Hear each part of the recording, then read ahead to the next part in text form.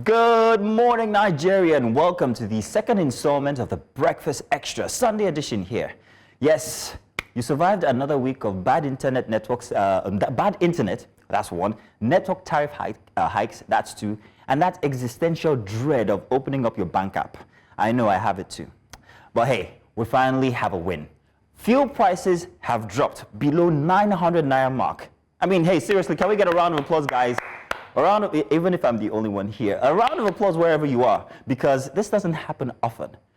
But seriously, I think we should celebrate it now, because these wins last about just as long as your data subscription these days. Will this price drop continue? Will market forces encourage true competition?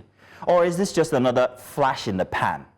Well, only time and a few conveniently timed government-sponsored distractions will tell. Meanwhile, in Rivers State, the lawmakers have been busy not making up their minds. The House gave Governor Siminalayi Fubara 48 hours to represent, or rather re-present, the budget. And then when he didn't, they gave him more time. You might want to call me old-fashioned, but tell me this. When you give somebody a deadline and they don't make it, shouldn't the next one be shorter or maybe even non-existent? They gave him 72 hours more. Apparently, the Martins and Maule-led camp clearly lacks backbone. The next time you issue an ultimatum, gentlemen, please at least pretend to mean it. Now, from one house to another, let's talk about Lagos. The drama continues at the Lagos State House of Assembly as Speaker Mudashiru Obasa made his dramatic return. Honestly, if the Oscars had a category for best political performance in a supporting role, Honorable Desmond Elliott would have walked away with that trophy. The man's reaction after Obasa was announced as returning speaker was priceless for TV. It was a chef's kiss moment, as cameras captured him mouthing off the F word in what many termed a childish exaggeration of the instance. It was like a movie. But honestly, these days, isn't the Lagos State House of Assembly at this point filled with actors? Food for thought. And the Oscar goes to Desmond Elliott. Yay! Thank you very much, everybody. Thank you. This Oscar goes to all the women who have been denied opportunities, especially if you are from my constituency in the Surulere or maybe a Papa local government area. This was hard fought for. It's for you women as we celebrate Women's Day from yesterday. Thank you very much. But honestly, hey, it's very unfair. But speaking about awards, yesterday was International Women's Day, wasn't it?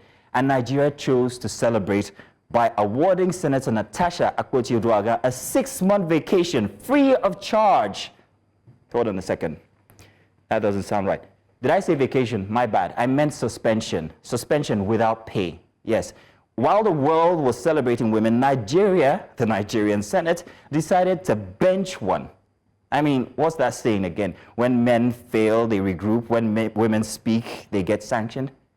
Now, this brings up a question. Was it about the alleged procedural misconduct, or does it have anything to do with her claim that she was sexually harassed by the Senate president himself?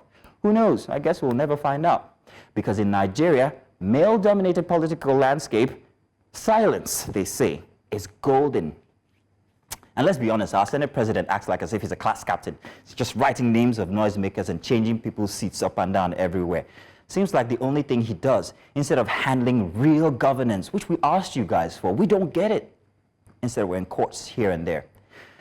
Now let's talk about the absolute banana republic moment that unfolded at the Ikeja Electric office last week.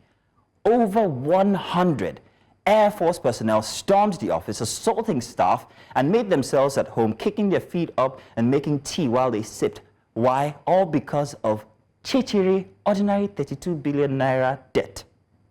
You see, in Nigeria, we don't do civilized conversations anymore. If you're angry, just show up with an army behind you, or better yet, maybe even the Air Force. That's the vibes now. But hey, I'll tell you something. The average Nigerian is too hungry at this point to react. People are barely making it through the week. How do you expect them to muster the energy to fight for justice when all they want is just ordinary, simple, stable electricity and one meal a day that won't cost them their entire salary. I don't know how much a bag of rice is now these days. How much is a bag of rice? 80,000 naira as against 70,000 naira minimum wage. You get what I mean?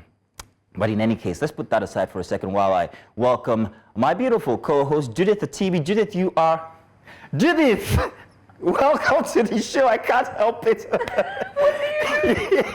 In any case, Judith, seeing how Nigeria celebrated women last week with Uduaga's suspension, do you personally feel celebrated, or do you think that we should start sending our 6-month vacation, I mean suspension, as gifts?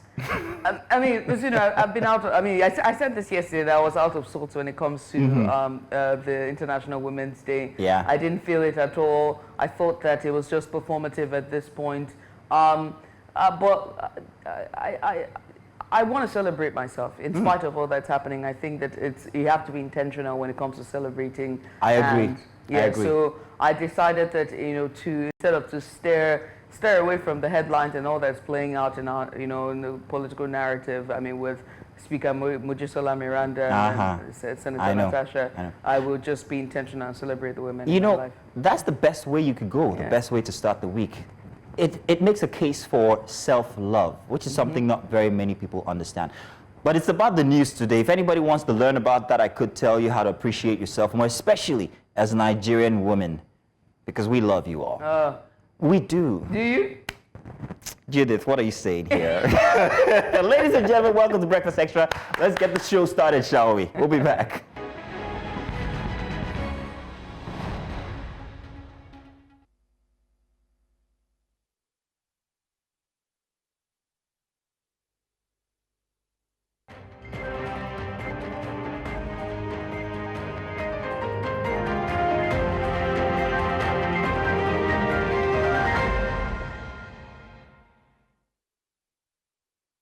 Good morning once again, and welcome. Good morning, Nigeria. It's another edition of Breakfast Extra, the Sunday edition, and the last installment for this weekend.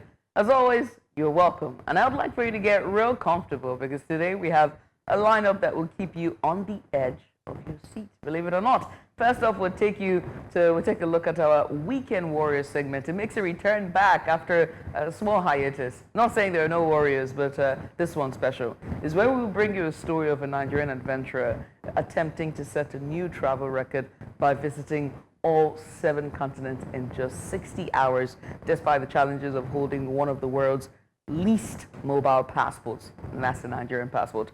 Then we turn our focus to the energy crisis as we examine power in Africa, a decade of public and private financing, and we'll be speaking with Ayotunde Abiodun. He's an analyst from SBM Intelligence, to sort of break it all down for us. And also on the show, we'll be discussing the recent invasion of Ikeja electric offices by Air Force personnel, an incident that left 15 workers hospitalized, plus the MD allegedly being stuck in the back of a car. And we're going to get to that because Mazino already could have hinted that in his monologue for us. So the Air Force has apologized, but is that enough? Is that really enough to sort of that display of impunity that we saw on those viral videos? And let's not forget about our very own Nigerian Spiderman. Pew, I pew, know. Pew. Yeah, interesting. His name is Jonathan Olakunle. He's on a mission to keep our streets clean because we need it here in Lagos, and we want to find out what drives his passion and what can we all learn from his relentless pursuit of a cleaner Nigeria. So as always, stay tuned. Grab yourself your coffee or your tea, get settled in, and let's get started this morning. But not before I asked Mazzino if he celebrated the women in his life. I did. So yesterday, my daughter and my wife went out for a very interesting convention, and they came back very happy. I made sure that they were celebrated in their own way. And of course, if you know my relationship with my daughter, I celebrate her every single day. Yeah, that's right. Every single day. So yes, I did make sure that at least I did my part to make every woman, like we've got our camera assistant here, Ella does not believe that I'm calling her out. Ella is always behind the camera. She's fantastic. She's so dedicated to her work. Ella, I'd like to say this to you, Ella. I think you can do much more. I think you're capable of so much more. You're just shy, but you are a beautiful woman, and there's plenty you can do. She's taking a bow behind the camera. Thank you very much, Ella, for always being here every single day. and to suffer through my rubbish, what do they call, what's that thing I do? What's it called? When I hail you every day, exaggeratively. Yeah, she can't say anything. She can't say anything. She can't say anything. But thank you, Ella. Yeah. We appreciate you. And of course. Let's celebrate Eric too. No, Eric is not here. Okay. Oh my goodness. But Ella, I mean, and In-house all the joke. women here, they've done fantastically well without a question of a doubt, and we all celebrate them. But also, we're going to be celebrating another woman as well who is championing, just breaking the barrier, the biases, and also just charting a new course for her and putting Nigeria on the map in spite of the limitations, the systemic limitations that a black and brown African woman of descent, and most importantly, a Nigerian with that passport has to go through. So we're going to get into that. But first, let's bring you the dailies. Yes, for indeed. today, the Sunday dailies. And we get started with the Sunday Times for this morning as we pull up that on our screen for you to give you all the latest newspapers and dailies for Sunday. What are we expecting to see that in a minute? There we go. We'll start off with the Sunday Independent. Natasha's Day. I have no clue why they have refused to address the Honorable Senator as Senator Natasha. Anyway, we're going to get started. Senator's Day. Female lawmaker grabs headlines as the world celebrates women. Nigerians knock the red chamber for her sake. We flayed her for her conduct. Senate clarifies. Is not guilty. APC defends Akpabio. You can find that story on page 2. At the top there, Justice Shoho resigns Nnamdi Kanu's case. You can find that story on page 3 of the Sunday Independent. Edo cracks down on kidnappers informants. You can find that story on page 6. NGML expands gas dominance, seals 20-year gas deal with Sonic. You can also find that story on page 26 as well. Atiku debunks rumor of dumping party, says I remain bona fide PDP member. That story is on page 4 as well. PDP governors deny supporting 2027 El Rufai Obi presidential ticket. That story is on page 3. That's an unlikely pairing. El Rufai and Peter Obi. It depends on what ground you mean, but in terms of character, yes, I character. can see what you mean. Yeah, there you go. Yeah, very unlikely. Stakeholders slam northern governors over Ramadan holiday for public schools. Say policy discriminatory, violates Nigeria's secular status.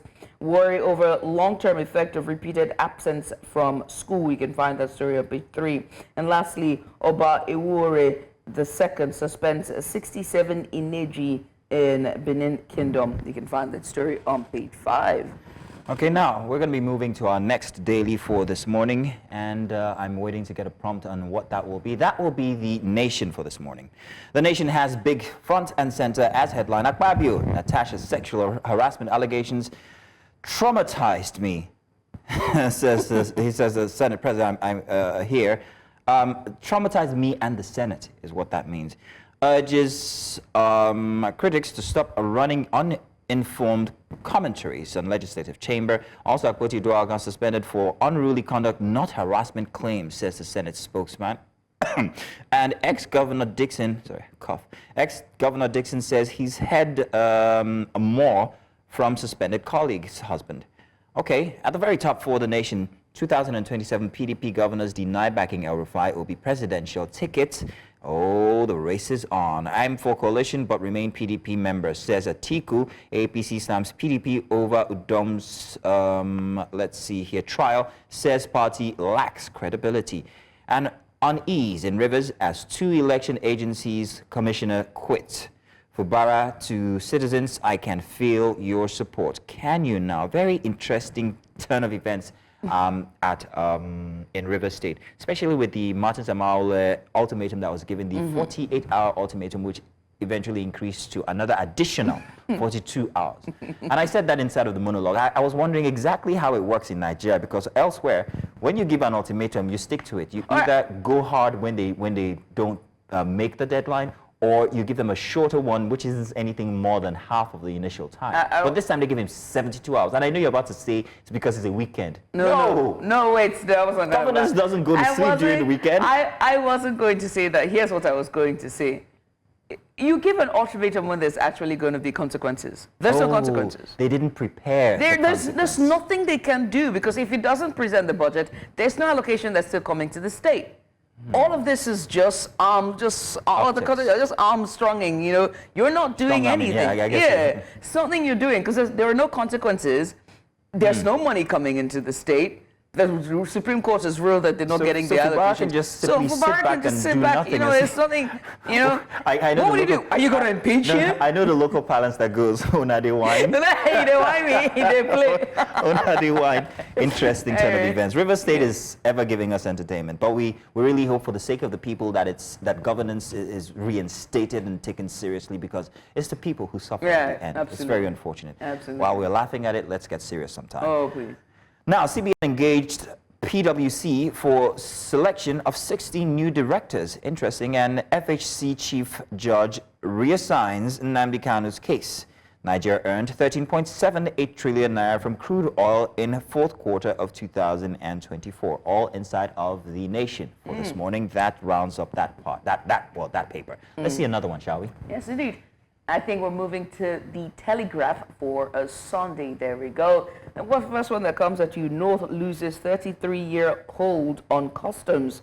Adeniyi first CGC from South to spend over 6 months in office, rejigs operations at premium Lagos ports. You can find that story on page 25. At the top, there's 16 new CBN directors undergo rigorous screening at PwC. You can find that story on page 7. Nnamdi Kanu's case reassigned to new judge, and that's a cancel there. You can find that story on page 3. 2027, Tinubu stacks cards against opposition. Ex-governors NAS queue behind president. Reaches out to ex-generals, power brokers. He's focused on his first 4 years aid. You can find that story and all of the subtitles there on page 2. 2027, we're not funding El-Rufai Obi tickets, says PDP governors. Atiku have not left opposition party. You can find that story on page 2 as well.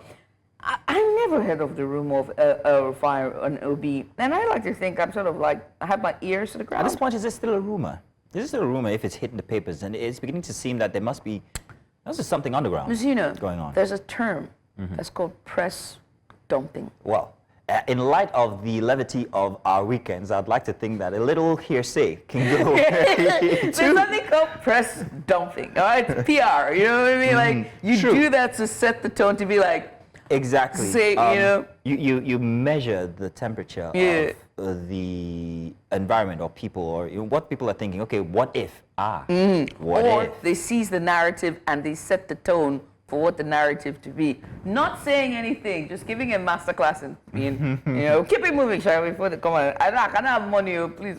Allegedly. New gas pack to expand NGML's dominance.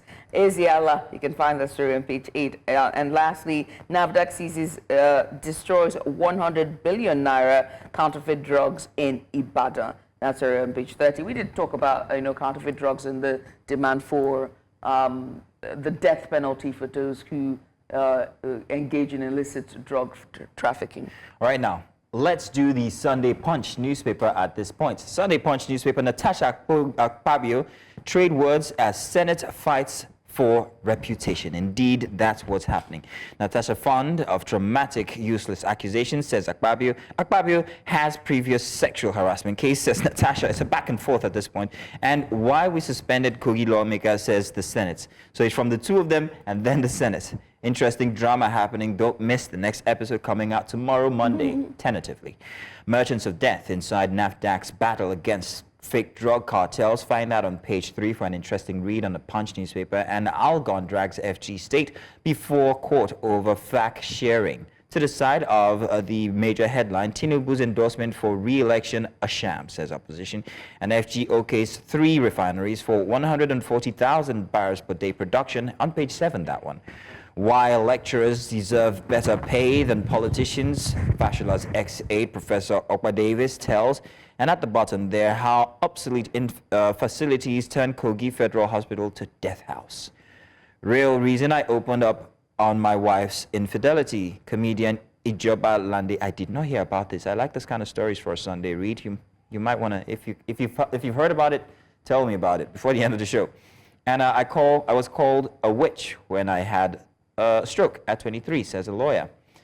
I didn't know you could be discriminated for an ailment. That's very strange. All right, now. Yeah, we move away from Sunday Punch and this time to Sunday Tribune. And this one here, the first one, Oyo State people will decide next governor. And that's where Makinde. You can find the story on page 2. At the very top, Atiku speaks on 2027, says he prefers opposition coalition to stop APC, dismisses report of his plan to leave PDP. PDP governors blast financiers of factions promoting alleged 2027 El Rufai Obi's ticket. Accuse APC of being behind rumor. You can find that story on page 4. Akpabio blows hot, no going back on Natasha's suspension, declares South won't surrender Senate presidency. That story is on page 2. Northern Can leadership crisis deepens as Reverend Pam lays claim to chairman's seat. You can find that story on page 6.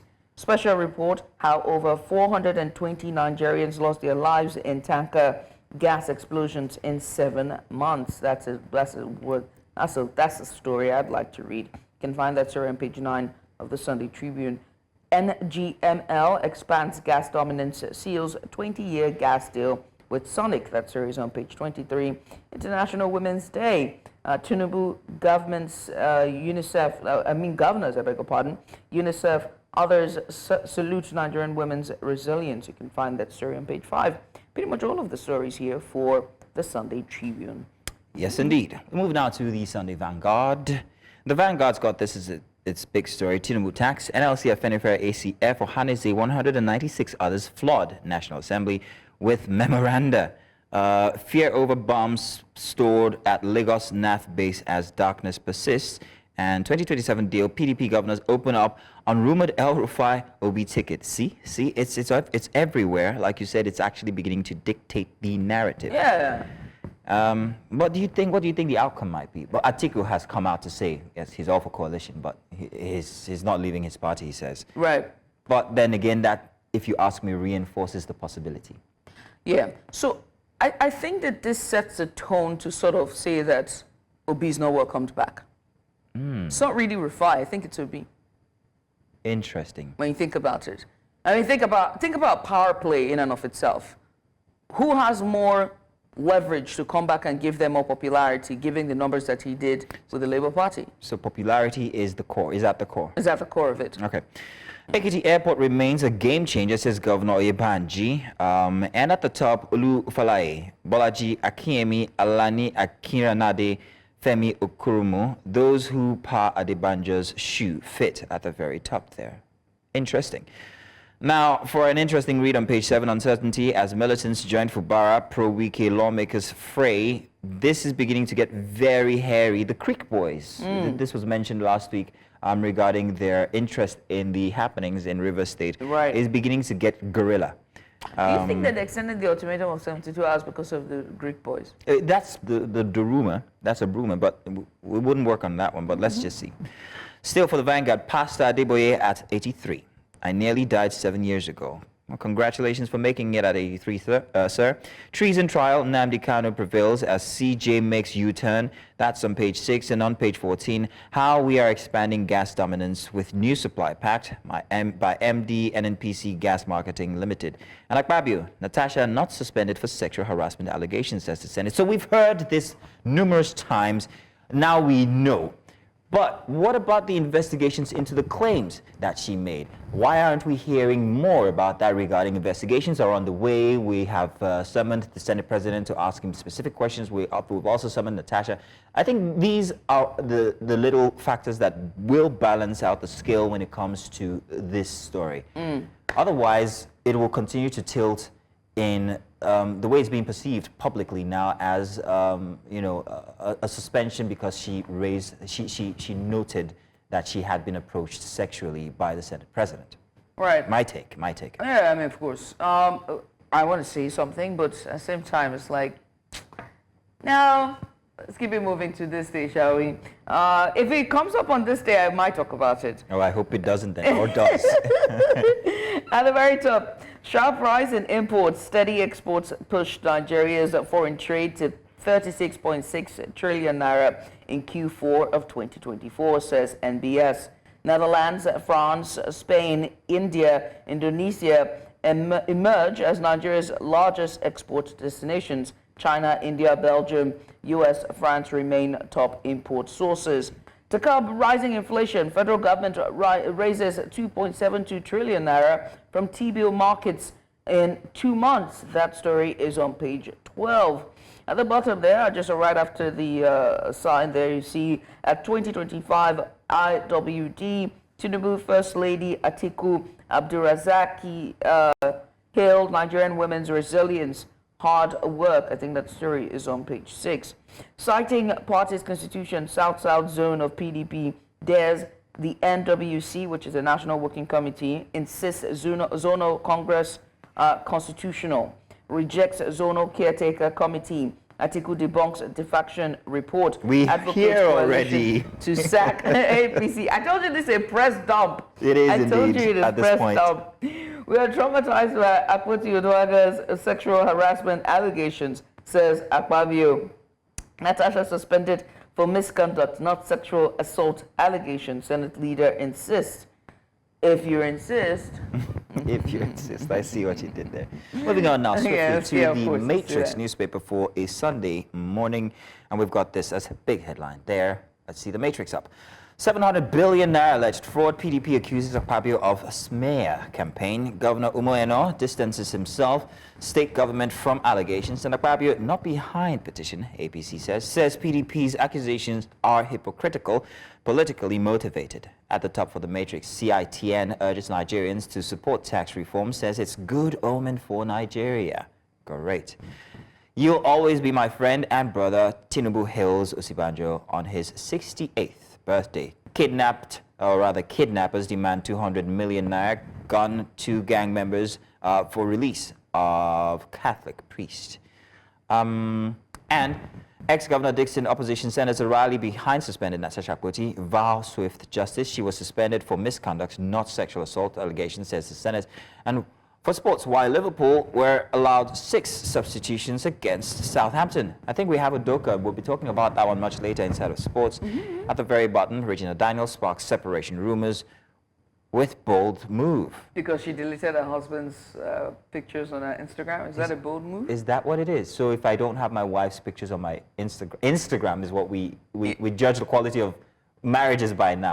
Look, it's a very interesting time we live in. I saw something that's like, oh, Regina has picked, like it was on Twitter or something, and I'm like, okay, and like you haven't seen anything, like you don't know what's going on in people's marriages. Stay out of people's marriages. Exactly. I'll say that you do. I'll tell you something. I never used to have my wife's picture on it because being a public figure, I didn't want people to. I didn't want any remarks or anything that I might say to. It happened one of those instances where people go searching for your partner and then start raining insults and stuff. Because people are just vile. So I try to separate her from my social media life. Although these days news isn't that scary like it used to. Controversial like it used to be for other genres of media. So yeah. I mean, I've always been protective of my folks and my family, so you barely ever even see any of them on my social media. It's only my lonesome self. Doesn't mean they've disowned her. Get it? Golden child. The golden child. Let's move away from, shall we? From the Metrics to the Sunday Times, shall we? The very first one, the kidnappers demand 200 million naira ransom for Catholic priests, says seminarian, and that series on page 2. Tinubu in policy somersault. That series on page 2 as well.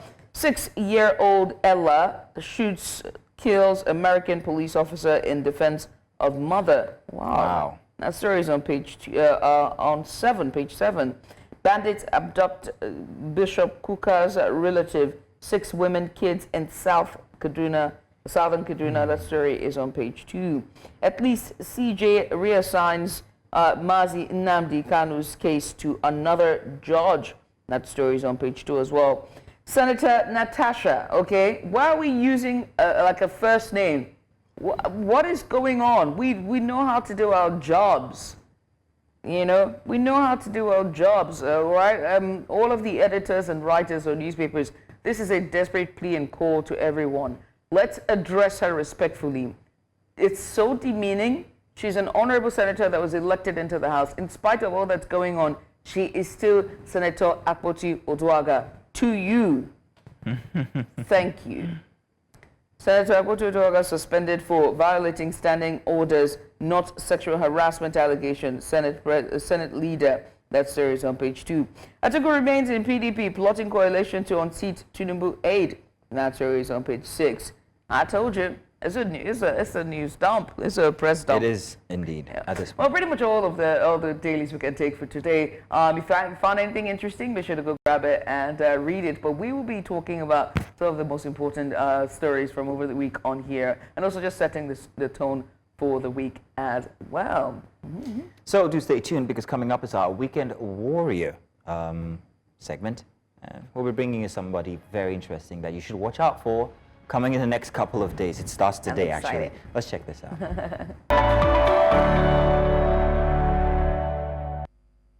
Morning once again and welcome. This time the segment is our Weekend Warrior segment. We're celebrating Alma Ashinobi, redefining the Nigerian passport's global image in a world where mobility is often dedicated or dictated by the strength of a passport. One young woman, Alma Ashinobi, is setting out to challenge perceptions and rewrite the narrative.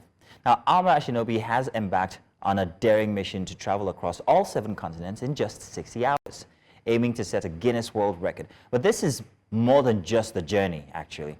It's a statement. It's a very bold statement, declaration that the Nigerian passport is not a limitation, but a symbol of resilience, ambition, and global potential. Her journey began in Lagos, Nigeria, and has already taken her through Johannesburg, Dubai, Sydney, and Buenos Aires, with planned stops in Antarctica, Los Angeles, and also London before returning to her starting point. Each leg of this journey comes with its own unique hurdle: flight delays, immigration restrictions, unpredictable weather, and the sheer physical exhaustion of near continuous travel. If you've ever been in a plane that long, you'll understand. But if there's one thing we've learned from her determination, it's that no challenge is insurmountable. And traveling on a Nigerian passport comes with its own set of difficulties.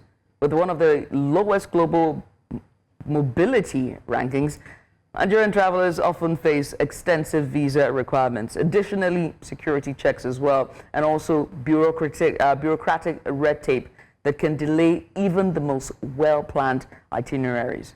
For Alma Ashinobi, this challenge is magnified tenfold. She must navigate these obstacles in real time, ensuring that every checkpoint, transit, and flight connection is perfectly executed. A single delay could derail the entire attempt, making every moment a test of precision and perseverance. And beyond the logistics, there's also the physical and the mental toll of this journey, which is staggering. In just under 3 days, she will experience multiple time zones, extreme temperature shifts, and long-haul flights with minimal sleep. There is no room for extended rest, no margin for error, just an unyielding race against time and a relentless pursuit of history. And yet, despite the risks, despite the odds stacked against her, she continues to push forward.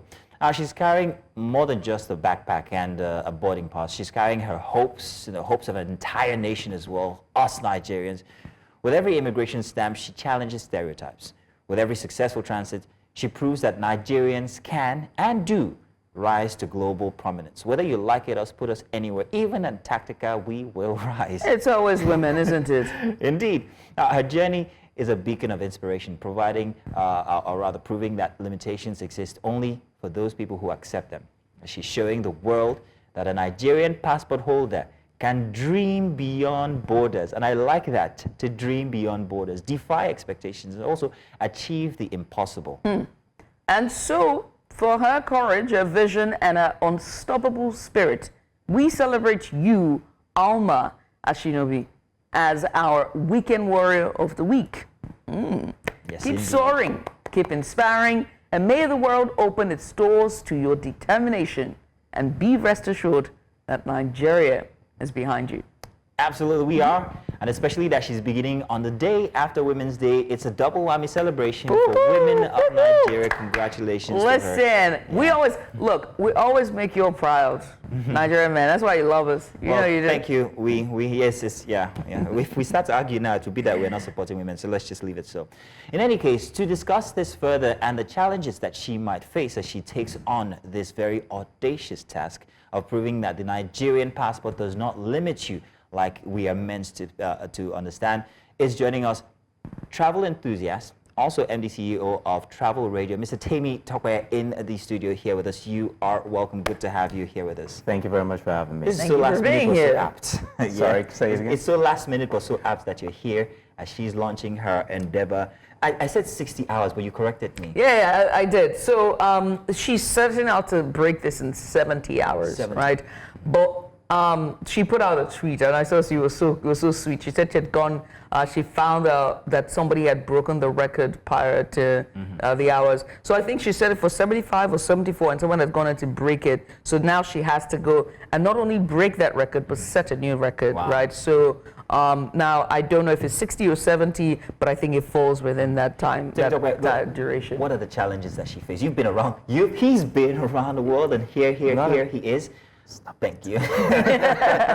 You're very modest. You've been around the world, and you have experienced firsthand what the challenges are carrying. Well, I don't know which passports you use. I use a Nigerian passport Great. for starters. Oh, Hello. There we go. Big Very big thick up, one. big up, I big can up. see it. There It's you go. really thick. No, this is Where's the spine? This It's is my broken. fourth or fifth passport, actually. Nice. But not to say I've been around the world like that, but I have been around the world because I've worked with numerous people from different parts of the world. Okay. That also have made me very curious. I remember living and working in Johannesburg. I mean, you would meet a lot of people. It's a rainbow nation, and you meet so many people. I can But imagine then that. again, talking about challenges Yes. of traveling with a Nigerian passport. Yes. I've seen a lot of people tear this on their videos in a protest against the country, in a Why? protest against government and whatnot. Number one, we travel shame ourselves. That's starting from there. Number two, people have given us bad names, just maybe 1%, that's made the passport look very bad. But there are also factors to why our passport is limited. It's not just about the people, it's solely about some of our policies. Challenges usually would definitely be about carrying a green passport. It is not green because we are green or our land is green. It's green because we are very much in sync with Islamic nations or Islamic communities. And any country that's got Islamic, that's part of the Islamic Council is green, usually. That's number one. And so talking And about Nigeria is predominantly Islam. Yeah. So, I mean, by the books. yeah, exactly. So I'm wondering whether you're about to talk about point of entries and how this actually affects the fluidity of movement or mobility generally. All right, so let me also add by saying that as much as I know, I always say this, that don't tell me, I want to see it for myself, and I think that's what Alma is trying to do. She wants to see it for herself. I'm a first-hand experience of traveling and being, oh my God, and being put down, relegated because of my green passport. And it's an interesting story talking about Cairo, but then not that. So basically, reading this story, I just found out that the only two limitations she will have, in my honest opinion, is going to be weather and Nigerian passport. And talking about the Nigerian passport is just the bad press. Basically that. Just bad press. I'd say it's the bad press. Really? Yes. And But that, Judith, you've heard stories of... Look, you said weather and bad press. Sorry, and the passport, which is bad press. We could dwell on the passport, but you talked about weather, right? And now it's spring, or I think it's spring. We're going into spring, right? And she's traveling against time as well, because if you're traveling to zones that are like we're 5 hours behind or 5 hours ahead of us, and it's 60 hours, I'm thinking of the logistics of it. Can she take it? Jet lag and all. Jet lag and all, traveling against time, long haul hours. Is she chasing the sun or the moon at this point? I don't know. That's what I'm saying. Where she's She'll be chasing a lot of things. Because to be honest, like currently it's going to spring in England and generally in Europe, and some part of Africa where it's closer to that, like Morocco, would definitely have a bit of the cold, for instance. Now, if you go but down South Africa, it's experiencing maybe the kind of heat wave or summer, which is relatively the same with Australia. And then in Asia, you probably be seeing some part of that sunny summer vibe and feel, while in places like Japan or into Southeast Asia, into Kazakhstan and the Stan South countries, Korea. other Stan countries, and to the outskirts of or the extension of Russia, even into China, cold. it's going to be cold. And the biggest challenge you can probably experience during, in my opinion and in my observation, in cold period or winter period is the turbulence. That's usually and it's not like turbulence really causes any harm. It could, except if it's severe. So the only reason why weather will become a challenge is when the flight says, or the pilot or the authority says, oh no, we can't fly. Okay. That's only when weather becomes a and she problem. did note that that might be a thing, but she's still going to go ahead with it. There is also the issue of, and I'm sure you've experienced this, where you present the passport at points of entries and you're delayed. What causes that delay? What checks are being made?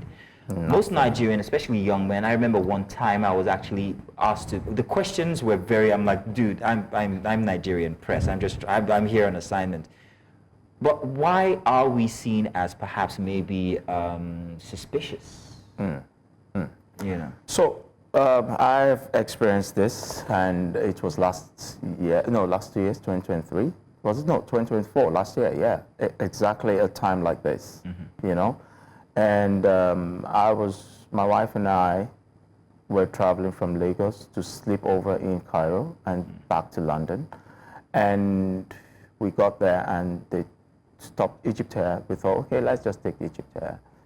So, and I'm not saying it because I'm not travel shaming class of whether it is whatever airline you're using. And then we got there, and then we saw everybody strolling in. I mean, we saw the white people, we saw the Asians, everybody's just going in, and we felt that, oh, thank God, it's going to be seamless, smooth. And then we got to this lady, and then she started speaking stuff. And started saying, I need to check. And I'm like, check what?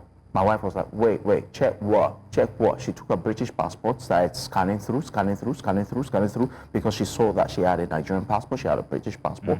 And then she was scanning through, she needs to confirm what? So what kinds of confirmation? Are they reaching out to Nigeria to find out if these people exited legally? Or? I found out that a lot of time, this thing is either just political or very much hatred, bitterness. All right. I think Nigerian challenge is the status quo of anything. Where you think Nigerians can make it, they make it. Yeah. Not to say because, look. She's also going to Antarctica, isn't she? She's all continents. Sure, Which of these continents do you think will present her the most challenge at entry? I think that's yeah. Which of these continents do you think?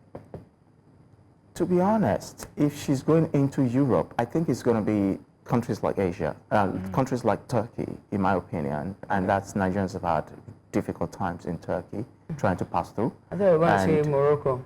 And Sorry. I was going there. I was going there Really?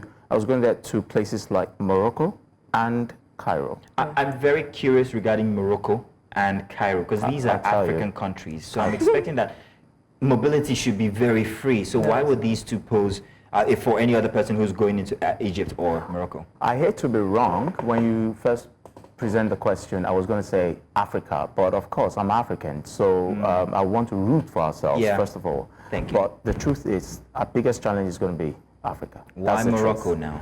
Why Morocco? Because Morocco is the closest to Spain. So something there's a Siet. Tear gas or something. I've forgotten the name. If you know, I've forgotten the name, but it's the closest province to Spain. Europe, Spain. So every time black people coming through Morocco, the first thing they want to know is, how long are you here for? Where are you going? Or they pose a strong resistance. And then, because usually the experience is that once they're in that province, they pay people to cross them. And now they have, of course, a bilateral relationship with Spain to also help deter people from crossing through. So that's a lot of issues. And there's a high discrimination in that area. A lot of people who have also testified to this have said that, look, every time they walk into a restaurant, they tell them that they look down on them and said we're not giving food, and say, excuse me, I can buy my food. And then when they hear the accent, they know, oh, this one is British. Oh, no, this one is American. But this is the usual experience of the people there. The locals there have the experience of black people coming through that place and getting stranded and looking for food. And now that you mentioned I don't think that it's just, I don't even think it's just the border town between Morocco and Spain. I also think that there's a cultural bias towards black people. Sudanese, precisely. You know, there is a cultural bias towards black people. There's racial discrimination, which is odd because they're also of African descent, but because your skin is lighter and more of olive toned. Egypt as well. You know. I'm curious, as in we're African. Why? You know what I being mean? treated No, I differently? think the thing about countries like Morocco and those who share border with Spain, they lean towards that European leaning as opposed to same goes with Turkey. Turkey has that leaning because they're so close to Asia and Europe. They have that leaning of wanting to be there instead of the fact that it's actually an Arabian country, which is also of African descent. I wanted to ask you something. And also Egypt. If you were making this journey, Judith, there's something we aren't noting that we haven't added into the mix. Food. Different continents, different tastes, different foods, different ways gonna I'm affect eating your body. burger now. But we find burger everywhere. Yeah. But how would you manage it? Okay, so you'd go burger I all the want way chips now. for 60 hours. Yes, now. Well, to be How would food play here? Well, to be honest, I'm lucky to be that kind of person that eats almost wanna anything. try, yeah. I explore. You're just like me. Our stomach's a buckle so I'm not bothered. As long as it's not a poison, I'm going to have it. Like, look, fast food, you're good. Or Number better one. yet, breakfast. Number English one. breakfast, don't go. Oh, You can't go yeah. wrong with English breakfast Yeah. or your toast. You know what I mean? And also in the Arabian or the small towns, try the shawarma, the street food. You're good. You know what I mean? Like baked goods. So do you think this wouldn't pose a challenge? Because I was wondering if she'd need to change her diet to maybe more vegetarian or more carnivore, just so she protects her, insides. So I think we're missing something about Alma. She's well-traveled. It's not even about the well-traveled. It's the fact that she's just going with a backpack and just like she's traveling minimalist. Yeah. So number one, you should know that this person is well informed about a diet, especially when you go green, veggies. You never go wrong with veggies except if it's poisoned, if it results to food poison. But as long as it is okay, definitely you can do beef to give you more energy, bread, and then bread is very important, and that's also to help your your gut lining. Your guts, and then of course the green is just also to keep you healthy, basically that. And in terms of food, this person might also likely just eat what she sees, because she's a minimalist anyway. So I don't think food is really going to be a problem for someone like that. Food is only going to be a problem for her if she is very, very traditional about her meals. Okay. That, oh, it has to be pounded yam, it has to be a goosey, it has to be ogbono. Then she's going to have a problem with that aspect. But otherwise, she's going to be fine.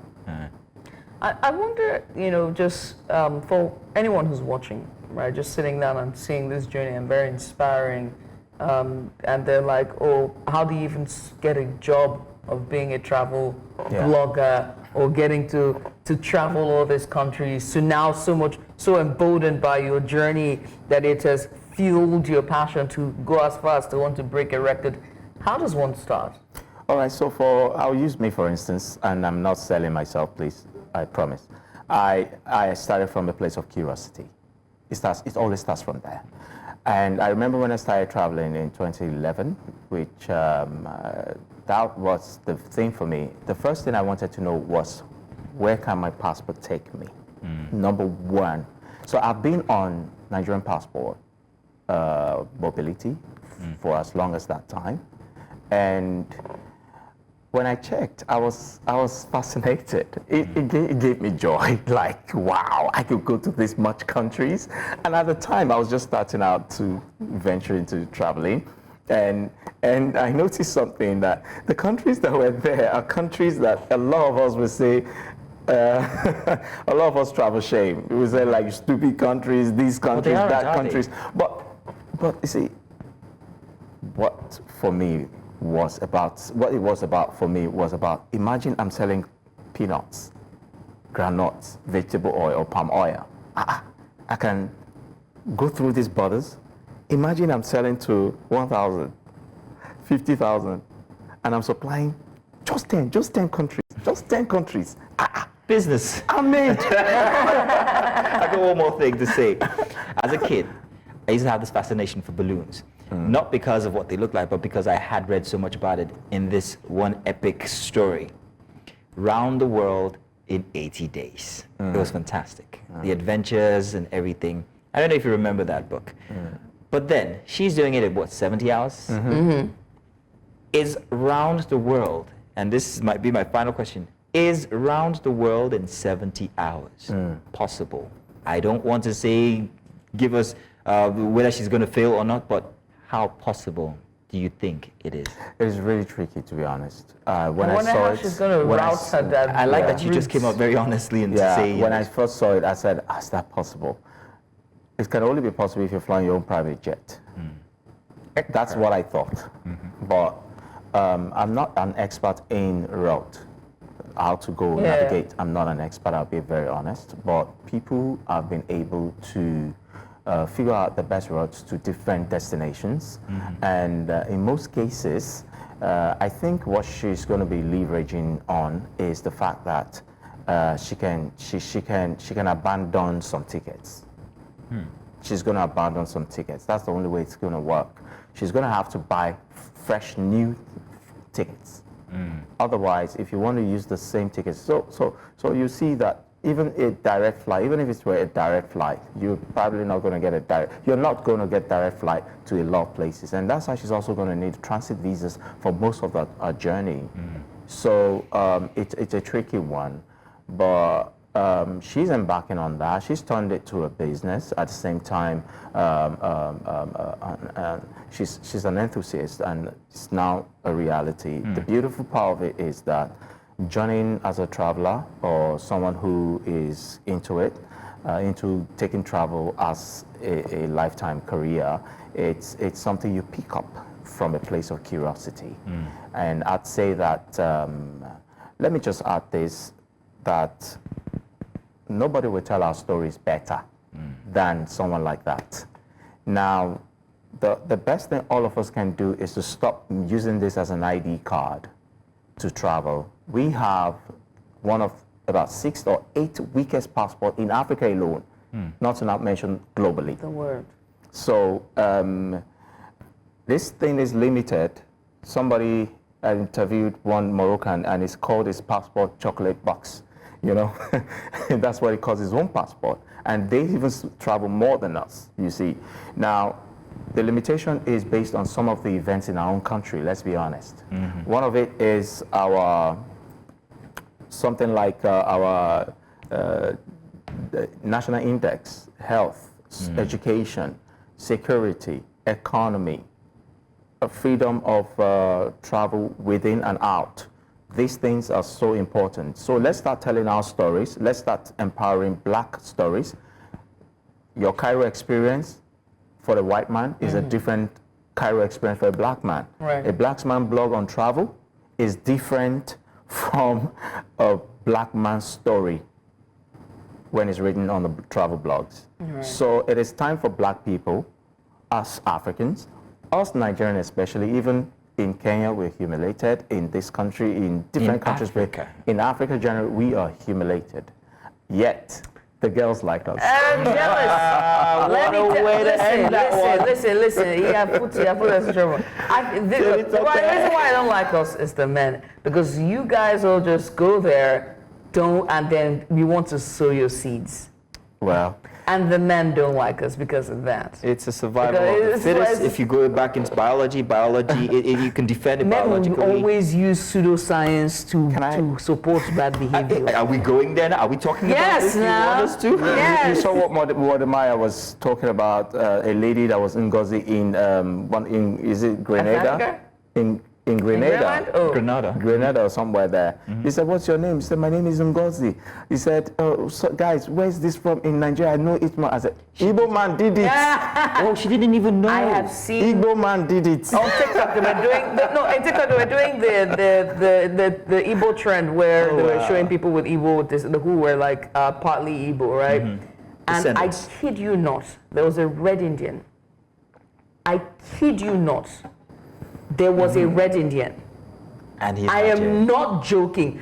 The way I screamed, like I saw.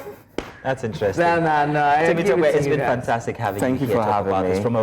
From a wholesome, realistic point of view, somebody who's actually been through or been to so many places to see how challenging it might be traveling with a Nigerian passport. Thank you for for keeping that narrative to try and also prove in your small way that the Nigerian passport is not rubbish. It's not. Like the rest of the world. Thank you. Tells it is. And also, Thank you congratulations to Alma. We know you're going to kill it. She starts today. Congratulations to her. You got this, girl. Yes, we do hope that you achieve this record and bring Nigeria to the world. Tell Nigeria our story. Tell them that we're big, we're proud, we're everywhere. At least we can get there. And you're going to break those gates Yes, and indeed. come in swinging. I got you, girl. Congratulations again. Congrats. Stick around. We'll take a short break. When we return, it's time for us to bring you our very first big report for today. Don't go anywhere. Stay with us.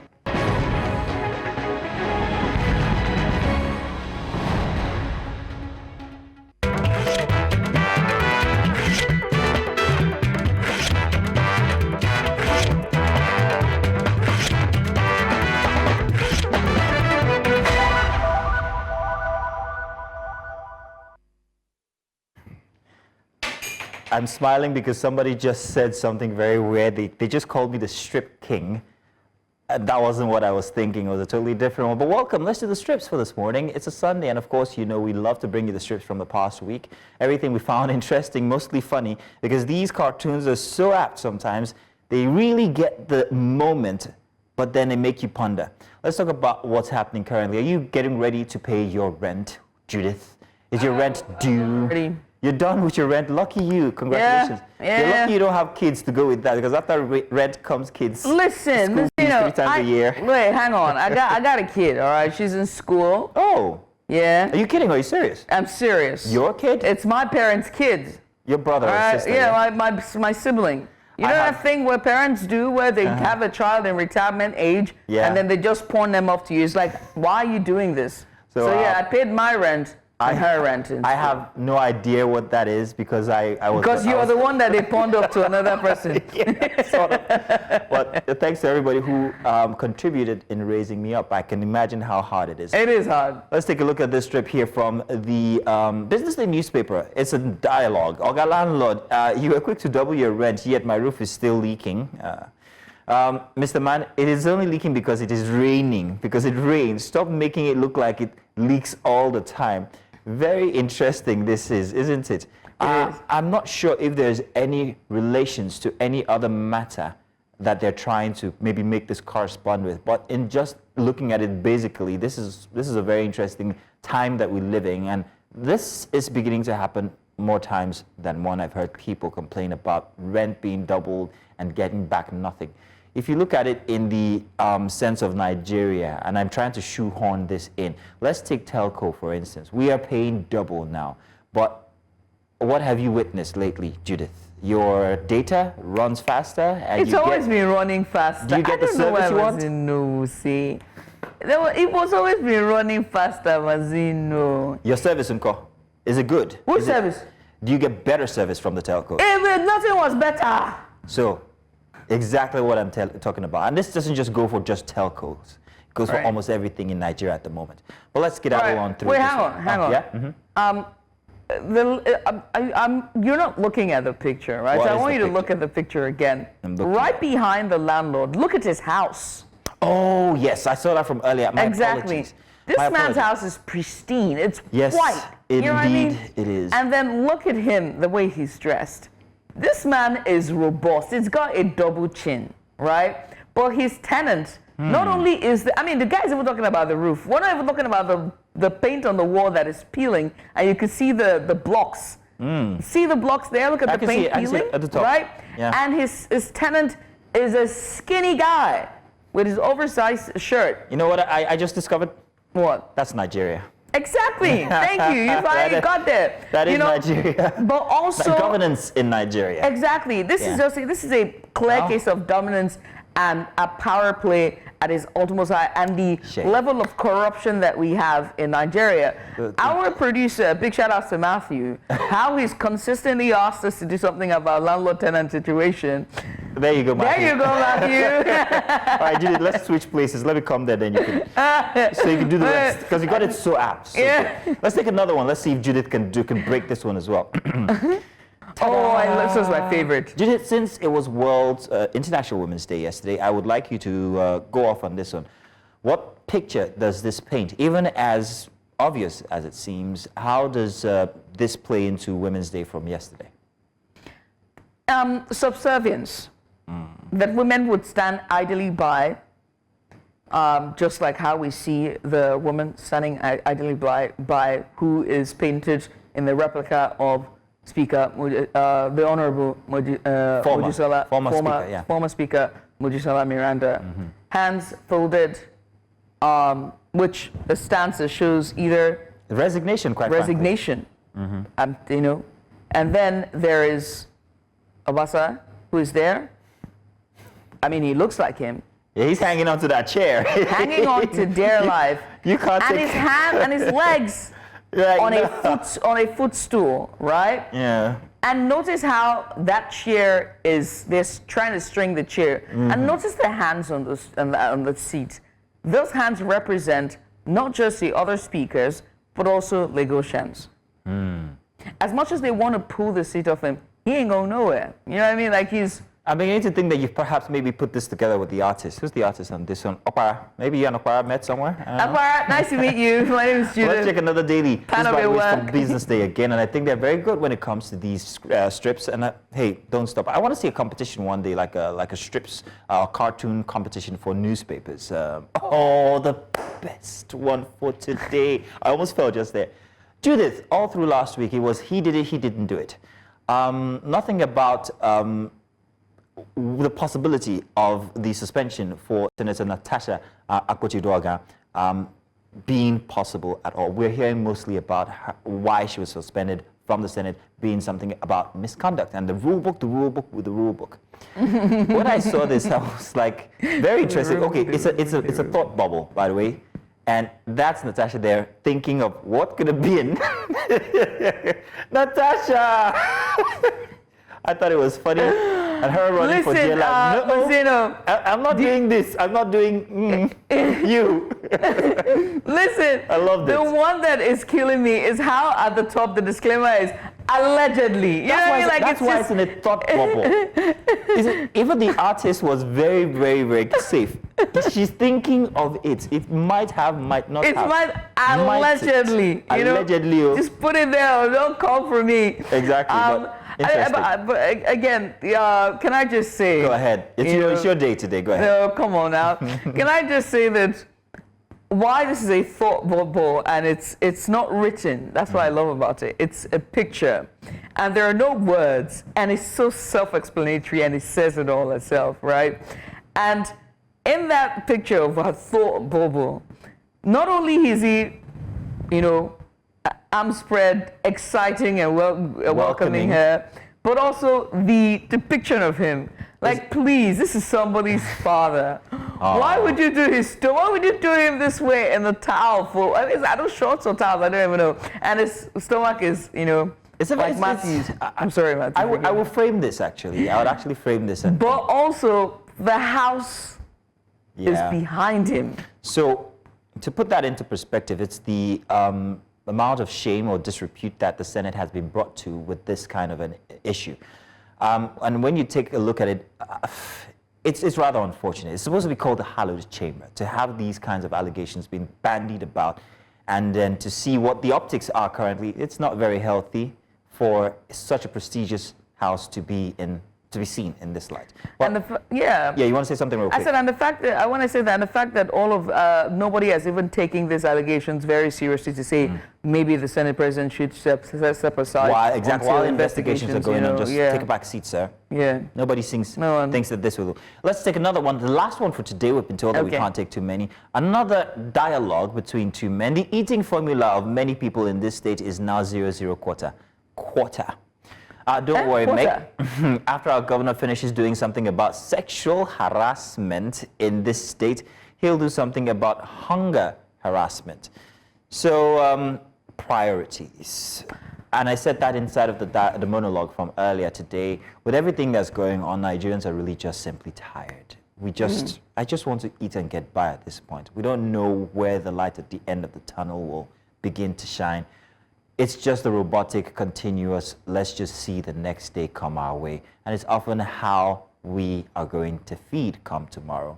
That's the question on most Nigerians' minds. I think that in a very unfortunate way, Nigerians are beginning to simply just give up. It's very unfortunate, but it is real. It is what it is. I think that as much as, the hunger harassment is real, I think that it's so bad to the point where people are now on the formula of 0-0 quarter. It's not even half. Quarter is ridiculous. That's just insane. But I think that two can go side by side. If there's a sexual harassment issue, it should not be downplayed because of the sake of women. There's just so much, Julie. So much there's so much, but I think it should not be downplayed. They say, you're focusing on that, and so you're leaving hunger. I think they go side by side because this is safety and the lives of women, and this sets a precedent for women in politics and governance, and so that needs to be addressed properly through the right channels. And then lastly, food as well should be a collective effort of all the government. Of government. That's all the strips we can do for today. Thank you very much for joining us and staying put. It's the second hour, so we get to bring you our first big report today, and it's about, some phenomenon happening in Kano as the government is actually trying to help the people with roads, but it's causing deaths. Stay tuned, we'll tell you what it is in just about a bit.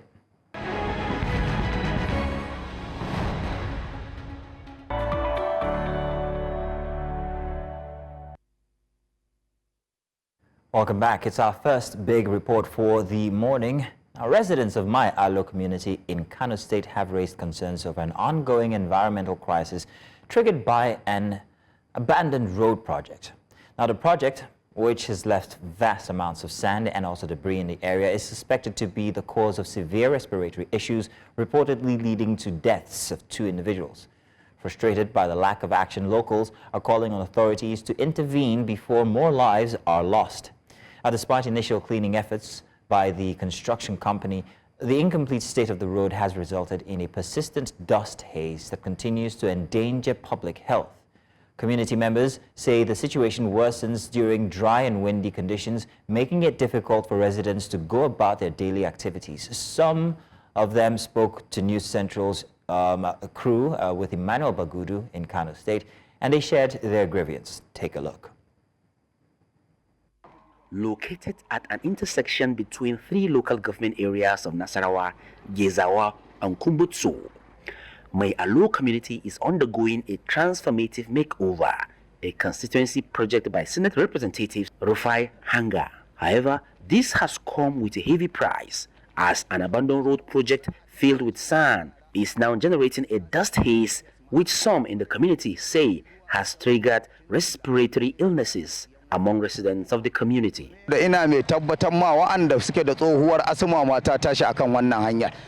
I make bold to say that those with history of asthma have suffered from this dust, because despite sprinkling water, in fact, those that took the pain to sprinkle water on this road are now tired.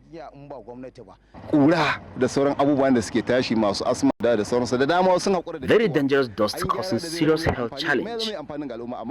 In fact, a lot of people have resolved to stay indoors.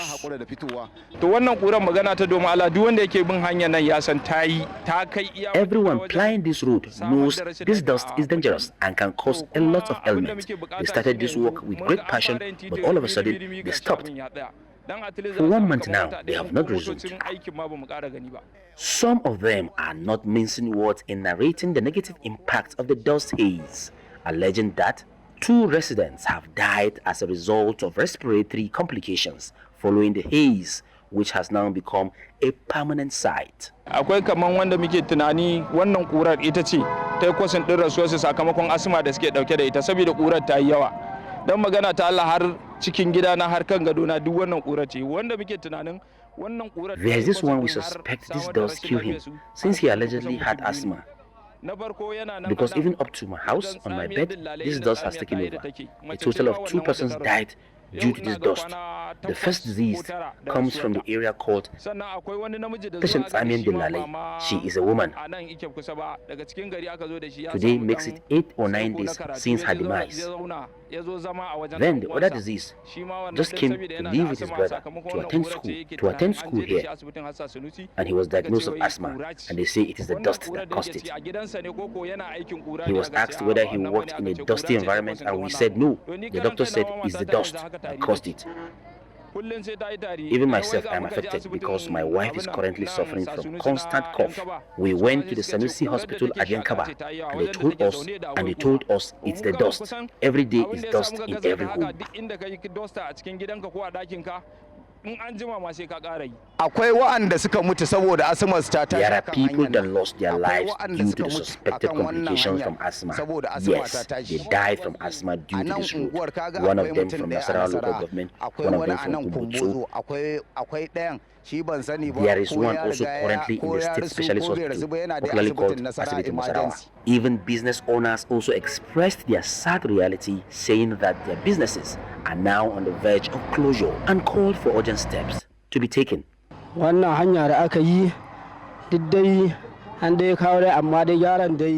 road, despite the repair, no success has been achieved because all we sell here are being damaged. It's a plea coming at a very auspicious time from the people of Gezawa, Nasarawa and Kumbutsu local government area of Kano State.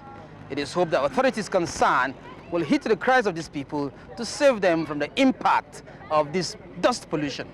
In Kano for News Central, I am Emmanuel Bagudu.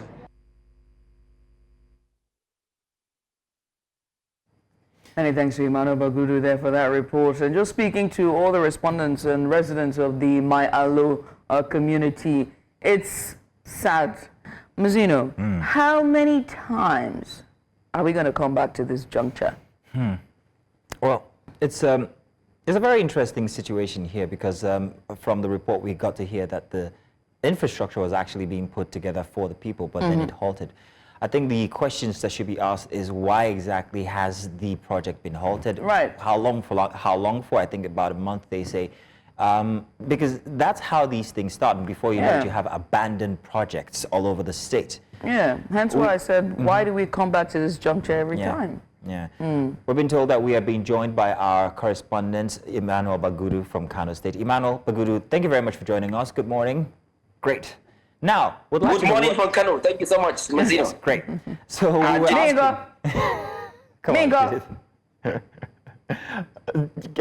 Emmanuel, we were asking from earlier how long this project has been on halt for. Could you please give us a background information on when it started, when it went on halt, and how it's affected the people generally? Yes. It started actually about, specifically from today, it's about 33 days ago.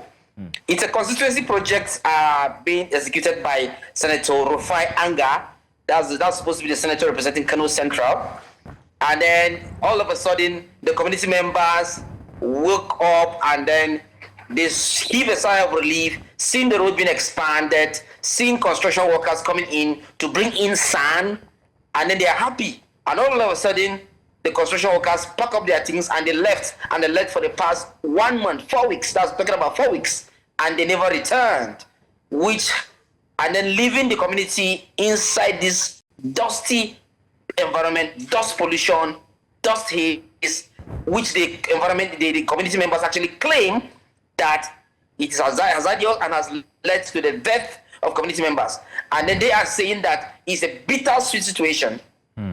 Well, just when they think that they are, they are being saved, all of a sudden they are discovering that they are already in danger. So it's a kind of mixed feeling, and they are not happy about it.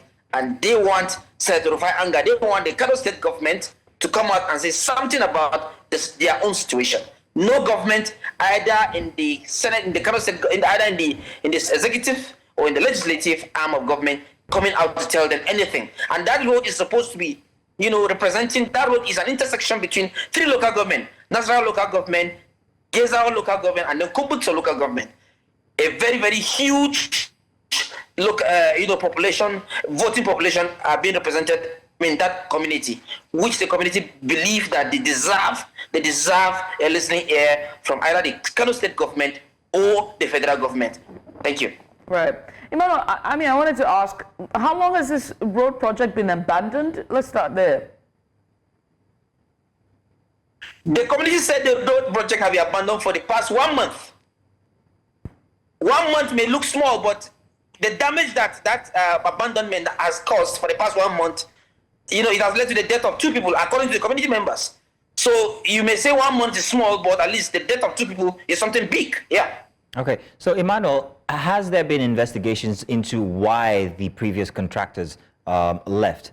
You said that they picked up even their equipment and they are gone, which means it's been abandoned. Has there been any inquiry into what exactly happened to them or why they left? Do we even know who these contractors are, the construction company in charge? Yes. News Central was approached to, report the situation just few days ago. News Central's report, I would say, is the first investigation that has, reached that community, because the community has been crying out for 1 month. You heard their voices. Some of them have said they don't want to come out because they are afraid of dying. Some of them said they don't know. Of course, this is a fasting period. People want to concentrate on their spiritual obligations, and they don't want to be interrupted by any environmental hazards. And then this is coming at this time. So it's just 1 month, but that 1 month may seem small, but it has caused a lot of damage. Okay. So the first investigation that was done was the report done by News Central. And then, of course, the community members look forward to seeing News Central's report being attended to either by the state government or by the federal government. Yeah. And since the report, has there been any reaction from the state or federal government regarding the situation? We expect a reaction in coming days, because it's too early to actually say whether we expect at least Kano is a very conservative state.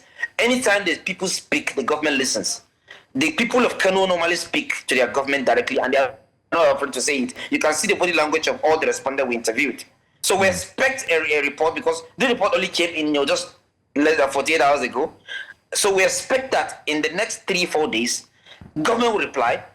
Whoever is representing that those 3 local governments in the House of Representatives, in the State House of Assembly, and of course in the Senate, and of course the government of Kano State should respond to that, this cry, because it's a very, very serious issue that the people of Kano, because that is a very, very sensitive area.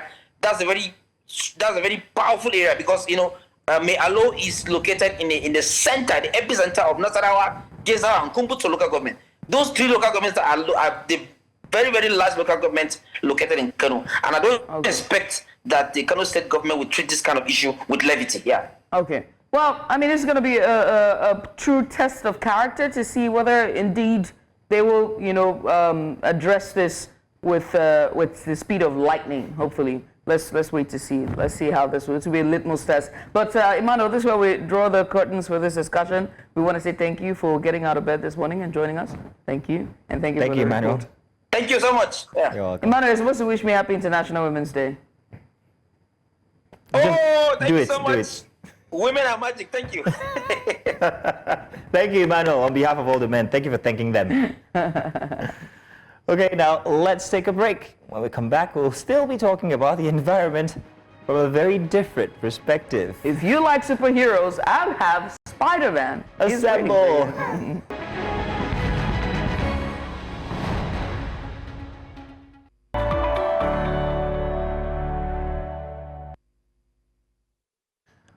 Welcome back, Big Story segment here. Now, across Nigeria, waste management remains a pressing issue, but one man has taken it as an extraordinary effort by himself to approach it to tackle the crisis.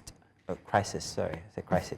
As an attempt for me trying to sound all superhero, but it's not working. In any case, Jonathan Olakunle, famously known as Nigerian Spiderman, has dedicated himself to cleaning up the environment. Now, often seen in his superhero suit while picking up trash in public spaces, his efforts have not only drawn attention, but also have sparked conversation on civic responsibility and the role of individuals in keeping cities clean. Despite the admiration and support from many Nigerians, Jonathan's mission has not been without challenges. From bureaucratic roadblocks to a lack of proper waste disposal infrastructure, his work highlights both the failures and also the potential of environmental conservation in Nigeria. So today we delve into his journey and the impact of his actions on communities across the country. Yes, indeed. And so joining us now is Jonathan Olakunle. He's also known as Nigerian Spiderman. Also joining us on the show is Adeshola Adegbeye. She is an environmentalist, and she also joins us live in the studio. Spiderman, Yeah, where's your web? You should be hanging from the Where's your roof. web? My web is here, is for the environment. My web is for the environment. You're welcome, and you're welcome as well. Thank you. Let's start by asking you first of how you or why you decided to put on a costume that many people know. I mean, Spider-Man is my biggest hero from when I was a kid. And hit the streets not to save lives. Well, you are saving lives. Yes. Keeping it clean, to clean the streets of Nigeria. Why? Yes, thank you so much. I decided to do this because I've started this long time ago, year 2004. I started without a costume by, advocating for a cleaner environment. Raising awareness for a cleaner Nigeria, cleaner environment where I live in. But people didn't really care about what I was doing. They called me different types of names. At some point, they said I'm mad. And I said, well, a madman wants a clean environment? Definitely no in a country like Nigeria. Go to places where you see mad people. You see them with deaths. They're all over the street, all over the country. But I wanted a cleaner Nigeria. So I kept doing it passionately, just wanting a cleaner Nigeria until someone called me Spiderman. He called me Spiderman, and I said, wow, this is it. I'm going to put on the Spiderman costume. Immediately, I started working on finding the Spiderman costume. Then I called my friend in USA, my brother, and he bought one for me. Then it took 11 months for the Spiderman costume to arrive. immediately the Spiderman costume arrived, I went on to take a photo shoot. The second day, I started raising awareness with it. And here is 4 years now wearing the costume. About 17 years without a costume. Right.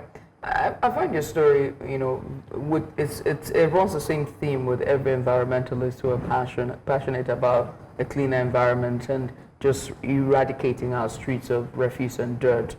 He was tagged a madman, literally. What are the biggest challenges environmentalists face when it comes to the social biases and the stigmatization in advocating for a cleaner environment?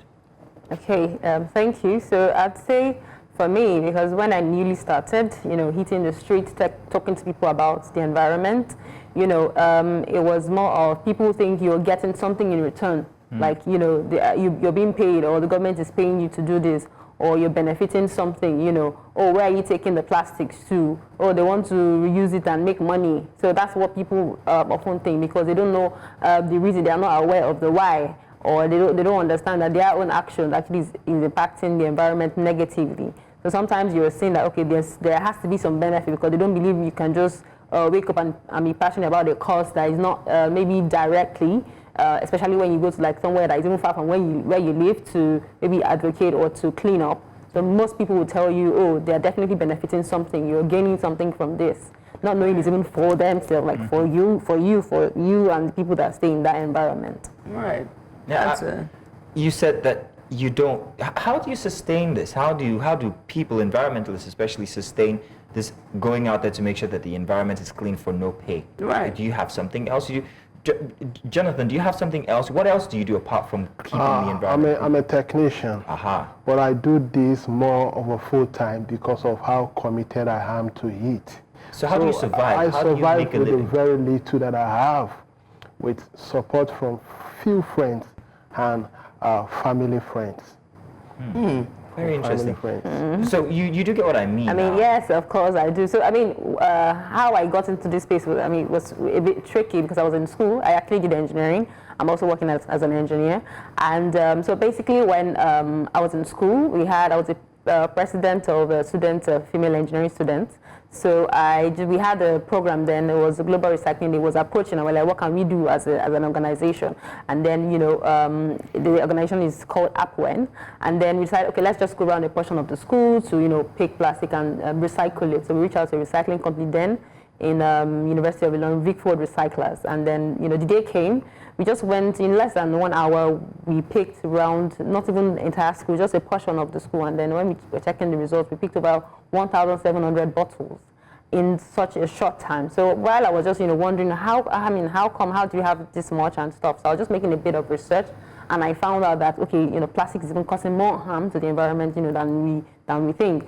You know, I was in school, I was in the university, and I wasn't even aware that it causes this much harm. It doesn't biodegrade, you know, it doesn't rotten. It has a whole lot of things, and, you know, so I started, you know, I saw that there was a gap, because I was in school. How much more people that weren't in school, how much more people that they've never seen the four walls of the university. So I decided to bridge that gap by advocating, by telling people about the environment, by telling people, because I was also reading to tell people, because I wasn't aware. So I was also trying to educate myself, trying to know what I could do, trying to, okay, yeah, I can actually reduce my plastic usage. I can use it, you know, instead, and, you know, and a whole lot of other things. So that was even from there, because when I was telling people, oh, don't use this plastic, or don't use this, the alternative, they will ask me, where do you get this alternative? They kept on asking me, oh, don't use plastic toothbrush, you can use a bamboo toothbrush.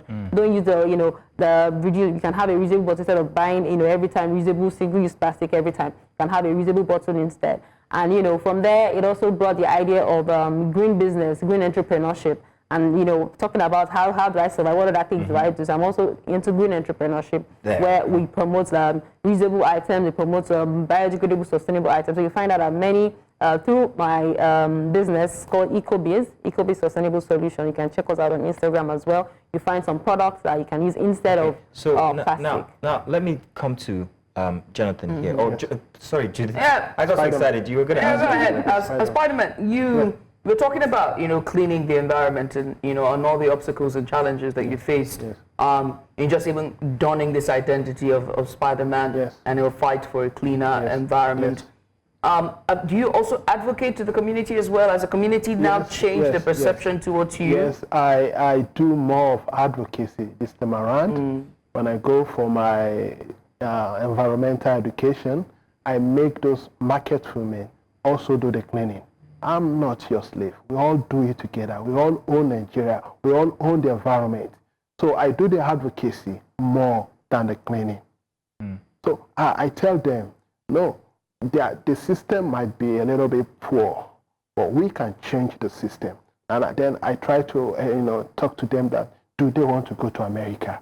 They say, yes, but I say, these are America. We can make Nigeria to become America.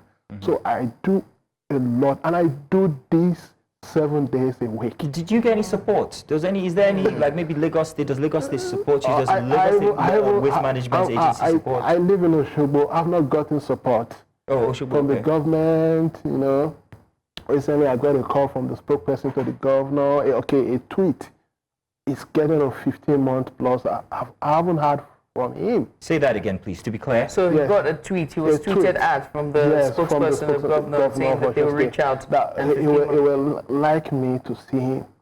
But I found his number, and I called him. He was busy maybe doing the good works of the state, but I can't be pursuing him. I don't know which office to go. But that wouldn't stop me from doing the good work that I want. And this is a spokesperson of Osun State? Yes. So I kept doing it. All what I want is that I want a cleaner Nigeria, I want a cleaner Osun State, a cleaner Lagos. We all benefit from these places, and we should also be part of the change matrix. Then, like I said, I want to make this, I do more of the advocacy. The policy makers, the Ministry of Environment, they need to step up their game. Put a lot of money into the environmental sector, whereas we're the people, we do our very best, everybody. So I tell people, don't drop your waste on the ground. You remain liable for your waste that you generate every day, no matter who you are. If you're a rich man, where does your waste end up? I don't want it to go to the ground. Let it be in the waste bags. Create more waste bin in different places, whereby, if you go here, you can see somewhere. Or if you are drinking your pure water, then you're drinking your pure water, you're about to finish it. Why don't you finish drinking your pure water and dispose it where you bought the pure water, rather than going on the way and dropping inside the gutter? And then I noticed that everybody is dropping their waste into the gutter. And I tell people, the gutter is for water from the rooftop, or anything, not for waste. Not for waste, it's for water and for sand. And then everybody should be able to clean the frontage of their house, not the government doing this. Jonathan, we note that you live and advocate in Osogbo. Why are you in Lagos with this? Yes, I came to push the project. I came to push the project. I believe Lagos is the center of excellence, and this is where it happens more. So have you gotten any support from the authorities that you've come to meet here in Lagos? I haven't gotten much, but I got the attention of the Arise News presenters. When I got there, they welcomed me. They're great colleagues, but what about the Lagos authorities? No, where do you go? They're all busy. Then we work together, interconnect. So coming here is to also tell about my story, what I'm doing. Privately and collectively, we work together. And I have to ask you, he was talking about policies and change and the government itself, and he said that more money needs to be channeled towards waste management. The Lagos State have done fairly well compared to other states regarding waste management. What's more is left on the table, or what are we not adding to the table? Okay, so I'd say, while Lagos State is kind of leading the change, I must say, but there's need for it to cascade to other states in Nigeria. Like, it takes everyone, all hands need to be on deck, because when climate change effect comes, when the flooding, when the disaster, it affects everybody. It doesn't recognize the rich, it doesn't recognize Lagos State alone, or Osogbo, or other parts of the country, really. So it affects everyone. So it doesn't segregate. Climate change and its effect doesn't segregate who to affect.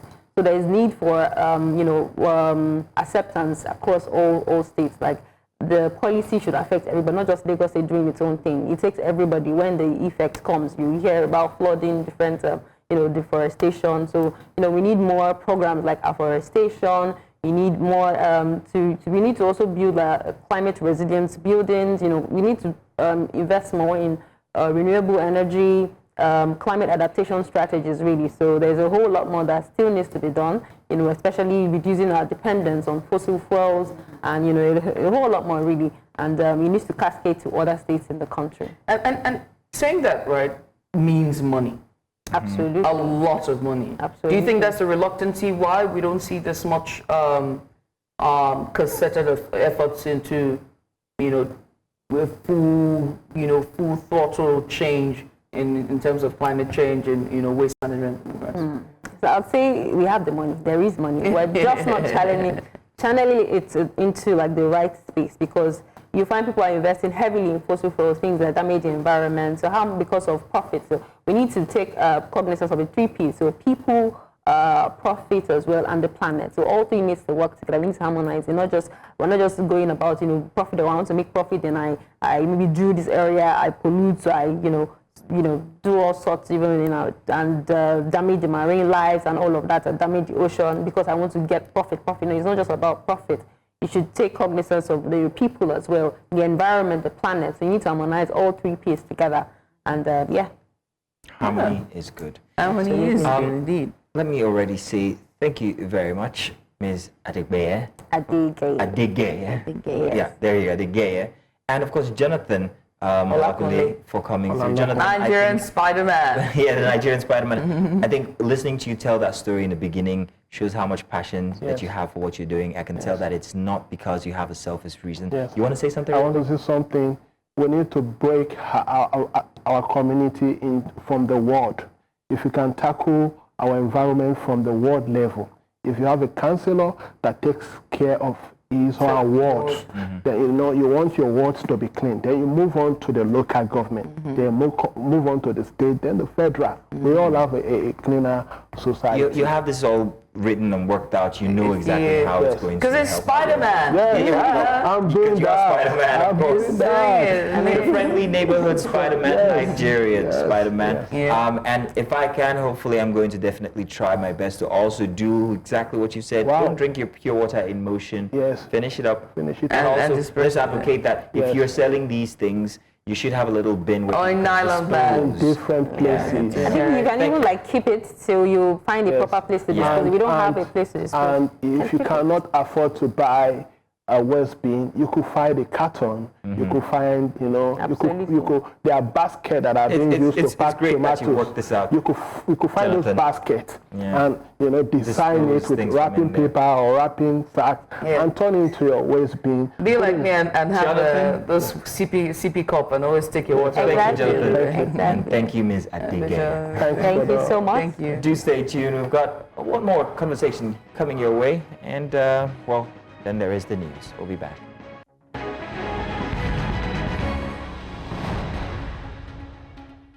Good afternoon and welcome to the top of the 10 o'clock hour, where we bring you the breakfast headlines. My name is Mazino Bill. Now, the Federal High Court in Abuja has reassigned the terrorism trial of Nnamdi Kanu, leader of the indigenous people of Biafra, to a new judge. This decision follows a request from Kanu's legal team for Justice Binta Nyako to recuse herself, citing concerns over a fair trial.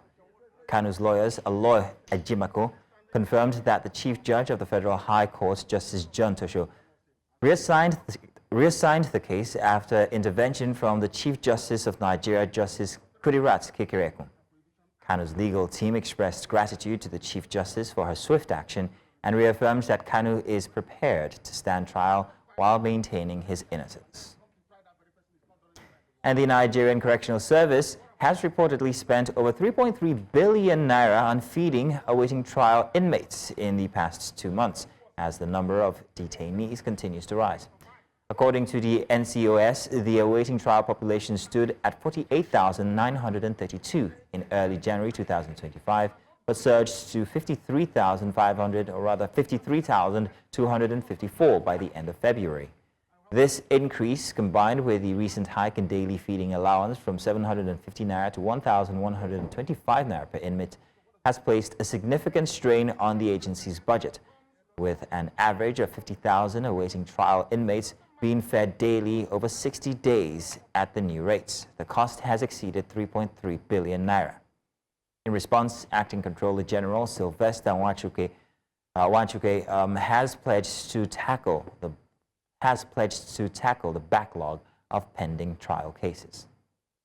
And in other news, religious leaders in Nigeria are being urged to use their influence to advocate for stronger climate policies as the country grapples with worsening environmental challenges.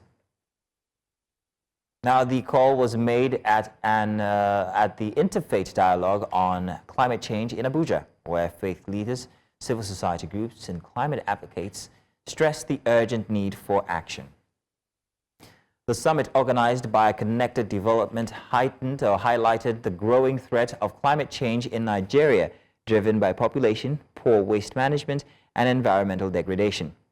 Faith leaders called on citizens and policymakers to step up efforts in tackling the crisis.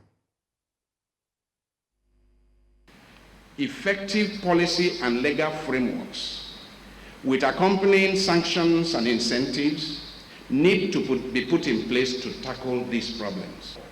Individual citizens and pressure groups, including religious bodies and civil society organizations, must take responsibility for what happens to the present and future generations of human beings and other natural species by advocating for a new environmental ethics and a new environmental politics in our country, Nigeria, and across the world. The duty on what needs to be done is beyond that of science and scientists. We definitely need their input, but we also need a moral and ethical call to action. So what science provides data and helps us in the analysis of our challenges, they provide the motivation for even the scientists to act with responsibility, or leaders and politicians and everybody to act with a sense of justice and compassion. And that's all the news we can bring to you at the top of this hour. It's still Breakfast Extra, and we still have topics to tell. So stay tuned. Hey, welcome back. The recent attack on Ikeja Electric by Air Force personnel has left at least 15 staff members hospitalized, raising concerns about military-civilian relations and abuse of power. Witnesses recount scenes of brutality as officers stormed the facility, allegedly in response to a service dispute. The incident, widely condemned, has sparked outrage from labor unions, human rights groups, and the public at large. Following the uproar, the Nigerian Air Force has issued an official apology, acknowledging the excesses of its officers and vowing to take disciplinary action against those responsible. The move, while welcomed by some, has done little to ease concerns over systemic issues of impunity and abuse of security forces. And how will the situation be resolved, and what measures are being put in place to prevent a recurrence? Association of Nigerian Electricity Distributors. You are welcome, sir. Thank you very much for joining us. Thank you very much. Thank you for being here. Sir, it's a very worrying situation that happened over last week. Yes. But we would like, first off, if you can give us a full picture of exactly what had happened, how these Air Force men came in, and what happened after that. Thank you very much. Our problem with the Nigerian Air Force Base, which they call Sam Etnam Air Force Base at Ikeja, started way back on the 1st of November 2013, the very first day of privatization, when we had to bill our customers and then make effort to collect what they are owing us. So as at the 31st of December 2022, their total bill was 7.5 billion naira. And thanks to the government of President Muhammad Buhari, and in particular, Mr. Babatunde Fashola, who was the then Minister of Power. So they paid 4.3 billion out of the 7.5 billion, leaving an outstanding balance of 3.2 billion as at the 31st of December 2022. And that billing was not in contention. So in 2023, they ran up a bill totaling 1.4 billion naira. And they paid 1.2 billion naira, leaving a total outstanding balance of 191 million naira. Let me make one point. When this new government came to power in 2023, this current president seemed to be a strong believer in the fact that ministries, departments, and agencies, including National Rock, should be paying their utility bills. You recall that there was a time we threatened to disconnect National Rock Villa. Why? Because there were outstanding electricity bills before President Tinubu came on board.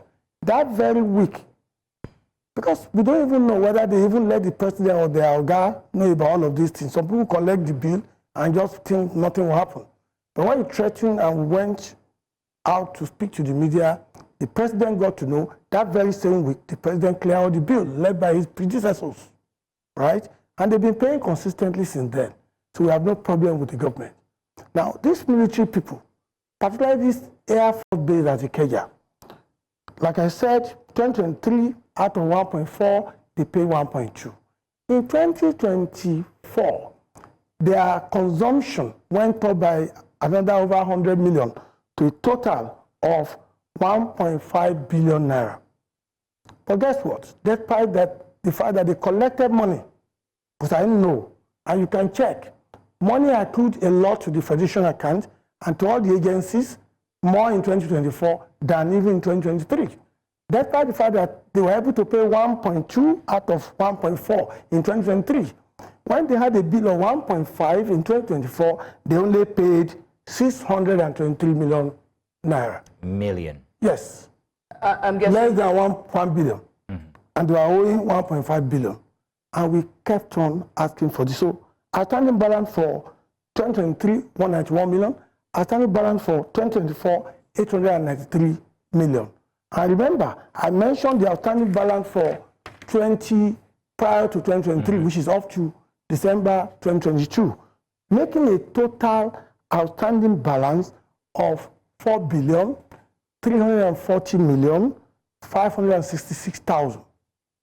So we then decided to keep asking them for this money. So in June 2024, the staff that was sent to Ikeja Air Force Base are beaten up. We didn't go to the press, we didn't shout. They were beaten up in June 2024. And the person we know there, who we thought is an officer and a gentleman, and we had a meeting with him. His name is Air Vice Marshal A.K. Ademulegun. And we have had a series of meetings with him. We have sent a series of letters to them. We have sent a total of 5 letters between June 2024 and now. And every letter we sent, we copied the Chief of Air Staff. So the Chief of Air Staff, who may be in Abuja, knows all about this thing. But they ignored it. And this is now what we did. We thought that we can find an amicable way to get our money. And when I say our money, when you hear all these figures, please, I want Nigerians to know that the money does not belong to us as Ikeja Electric alone. The money belongs to the electricity market, to the value chain. The discos only get 20% of whatever they collect. For every 10 naira they collect from you, their own is only 20%. We have to pay the generation companies, who are the producers of electricity. We have to pay the transmission company and all stakeholders, including payment to CBN. There has been an existing CBN loan, which everybody in the power sector is aware of. So we wrote to them, we had meetings with them, and the last meeting we had, first of all, on the 29th of July, 2024, we wrote a letter to them to tell them that now that they are not paying, they should allow us to install a device. The device is called auto recloser. What does it do?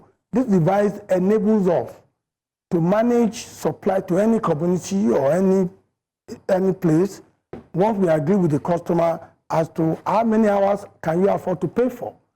And what we do is to install this device depending on their record of payment, ability to pay, and willingness to pay.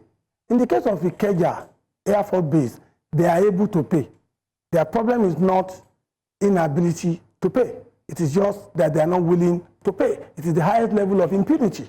So when we did that, we had a meeting with Air Vice Marshal A.K. Ademulegun and his team on the 3rd of October 2024. That was after the first letter. And at that meeting, he was obviously not happy that because the auto-recloser creates a limited, a restricted, you can't get 24 hours through that installation. He wasn't happy with that. We now said, okay, Oga, if you are not happy for us to agree on the number of hours that you can pay for, then let's install prepaid meter. So we requested that he should give us access that we should install prepaid meter. He agreed at that meeting. But guess what happened? October 9, we wrote another letter to them about giving us access to install prepaid meter. They ignored it. We copied the chief of air staff.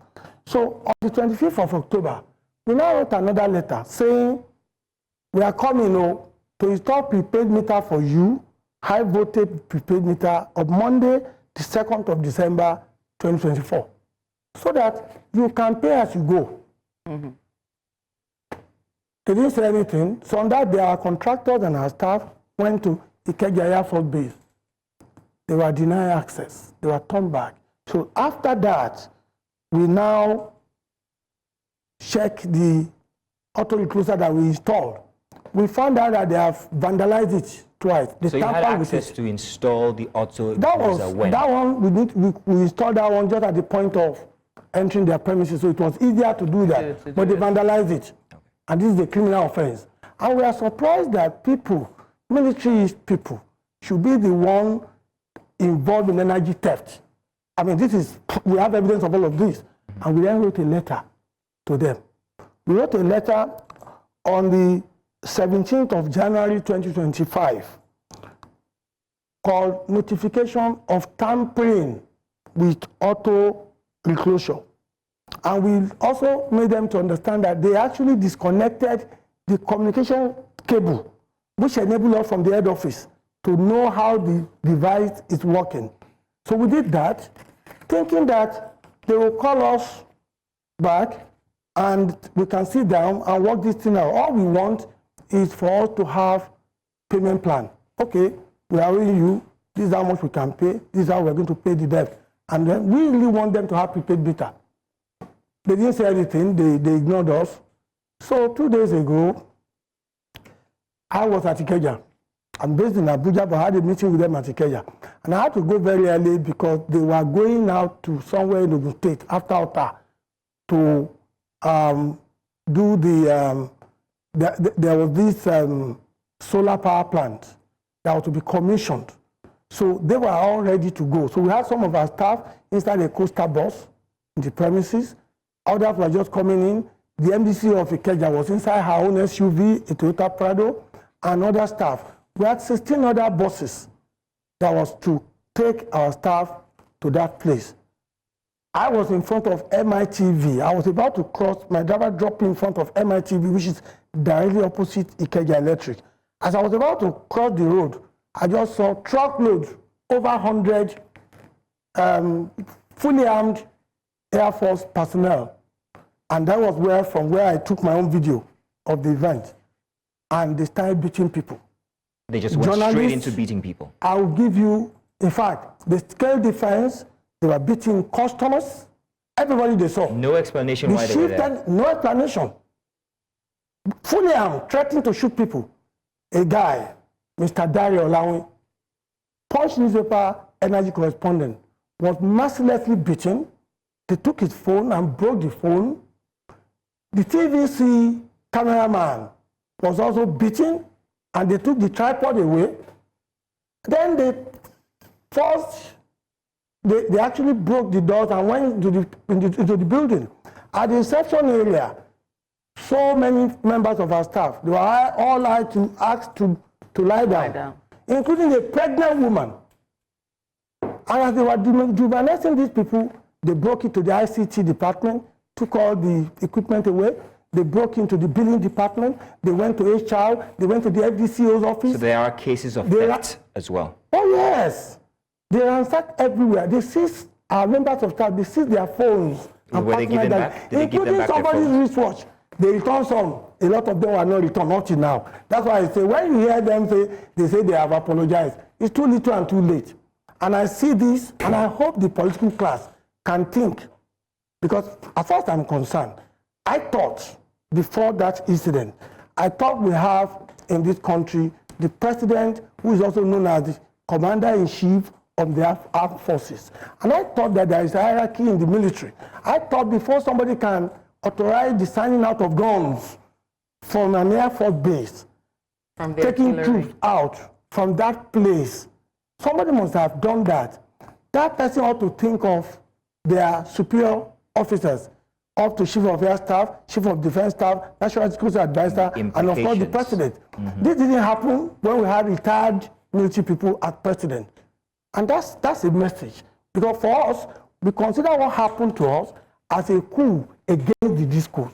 And I hope the political class will begin to think, because for them to do this in broad daylight, this can happen in larger scale. These people think they are above the law. Air Vice Marshal A.K. Ademulegun did something funny after all his lawlessness. They now came to our premises on a so-called peace mission, as if we were at war. They came to say, we want to assess the damages, and then they promised that we will investigate, we will do something. But let me tell you something that happened. You know, I told you they took 16 of our drivers with the buses away to their Air Force base. On getting there, they tortured them, beat them mercilessly. But the driver saw a senior officer who commanded those that he was one that asked our staff to be beaten. But when Air Vice Marshal A.K. Ademulegun came on his mission, he brought that same senior officer. So you know about it. On a peace mission. So this is something that was planned very well. Because when they came in, the first thing they did was to be taking off all the CCTV cameras. We have evidence of this. They did not, and they went there with the database of our CCTV cameras. Can you explain? You said and they never returned it back. They came in and they took out the CCTV cameras themselves. Yes. This was on what occasion? On the peace? On that day. On the day of the in the morning when they came during the attack. During the invasion. During the event. Okay, good. Yes. So they took away all the CCTV cameras. They broke all the CCTV cameras, right? The cameras, but they took away all the database. Thereby thinking that nobody can see them. But some of us outside the premises were able to film them. So we have videos of them, we have pictures of what they did, and of course journalists came in, because the journalists that were going to follow us to the commission were there, and they were all beaten too. The chief tanker officer of Ikeja Electric was hospitalized. He was beaten with blood gushing out of his mouth, because it was the first time they found by the security door as they came into the premises. So this is a very barbaric and unfortunate action. And I remember at one of the meetings that Ikeja Electric that we had with this Air Vice Marshal A.K. Ademulegun, he was bragging. He was telling us, this is a debtor, and debtors have now gone to beat creditors. He was bragging. He said, we should understand their importance, that they are the one protecting the territorial integrity of Nigeria. Is that a reason not to pay your bill? Well, sir, because we're pretty much ready for time, Mr. Oduton, I have to ask you, with their issuing of apology and their peace visit to your office, you said that the attack was a coup against the discos. Correct. What is the next step of address for the discos? Number one. Are you taking it to court? Do you have enough evidence? We'll take all possible legal action, and if we do not get justice, we'll make it and expose it to the world. The whole world has to know, because there are military, there are Air Force bases in the UK, in the US. We've never seen this happen in other countries. And they do not have any respect for the civilian authorities. Because if they do, we are not in the military government. This is something next to the invasion of Fela Anikulapo's house in 1978. Some of us were old enough to know what happened then. To us, there cannot be resolution without restitution. They have destroyed properties worth of over 1 billion. And unless and until somebody own up to this, they have to fish out the culprits. Like I said, a senior officer came on that delegation, the same person that tortured 16 of our drivers at Ikeja Air Force Base, the same day. That is not the way to run Nigeria. Is it true that the MD and the CEO was stuck in the back of a vehicle? Oh, I'll tell you about that one because I was there. It wasn't the Air Force personnel that put her in the boot of the car. I'll tell you what happened. Yes. She was about to go, and I told you, she was in her car. As soon as they came there, I said, where's your MD? Where's your MD? That was when the driver cleverly turned that SUV, drove it to the back of the building, that Ikeja electric building, at the back of the premises, and she was then kept inside the boot for her safety. This woman, they will have brutalized her. Okay, sir, So I just wanted to make a call, a point out. Now, the expressions of our guest here today have been his own experience from the gates as the events unfolded. Now, we are also extending a right of reply and inviting the members, especially what was the name again? Air Vice Marshal A.K. Ademulegun, the AOC. Yes, Air Officer Commanding. We're inviting him or the spokesperson to come through to our News Central studio so that we could have their side of the story from start to finish, the peace mission or even the alleged attack. So we would like to have you guys over so we can have this full-rounded conversation regarding the experience that the DISCO members and the Ikeja Electric staff experienced and what could or could not have been an attack. Please do. Yeah. Yes, and also there's a list of, the attacks didn't just start today. From how he narrated it, Mr. Oduton here, who is a spokesperson, he said that these attacks have started long before 2025. Yeah. He also talked about when they went in to install the estimated, the prepaid meters, they were not allowed and they were asked to go back. There were persons who went there to ask for their payment and they were held back and bitten.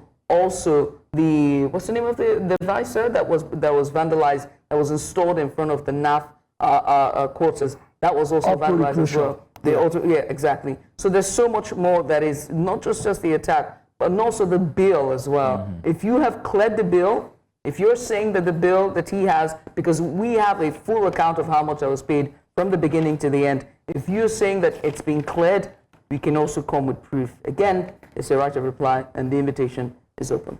So, sir, what lessons to be taken out of this? You've talked about a system where it could never have happened when you referred to the military system. Here in this kind of thing, it's not the first time it's happened. We've had experience from other infrastructures being vandalized by people who are supposed to actually be looking after it. Well, not being vandalized, but people who help to make sure these support people been beaten up. What can we learn from this? Where are we going with this in Nigeria? For some of us who were in the trenches in the course of the June 12th struggle, I was a member of NADECO abroad. And I know that this one, what has happened now, is a big lesson for the political class.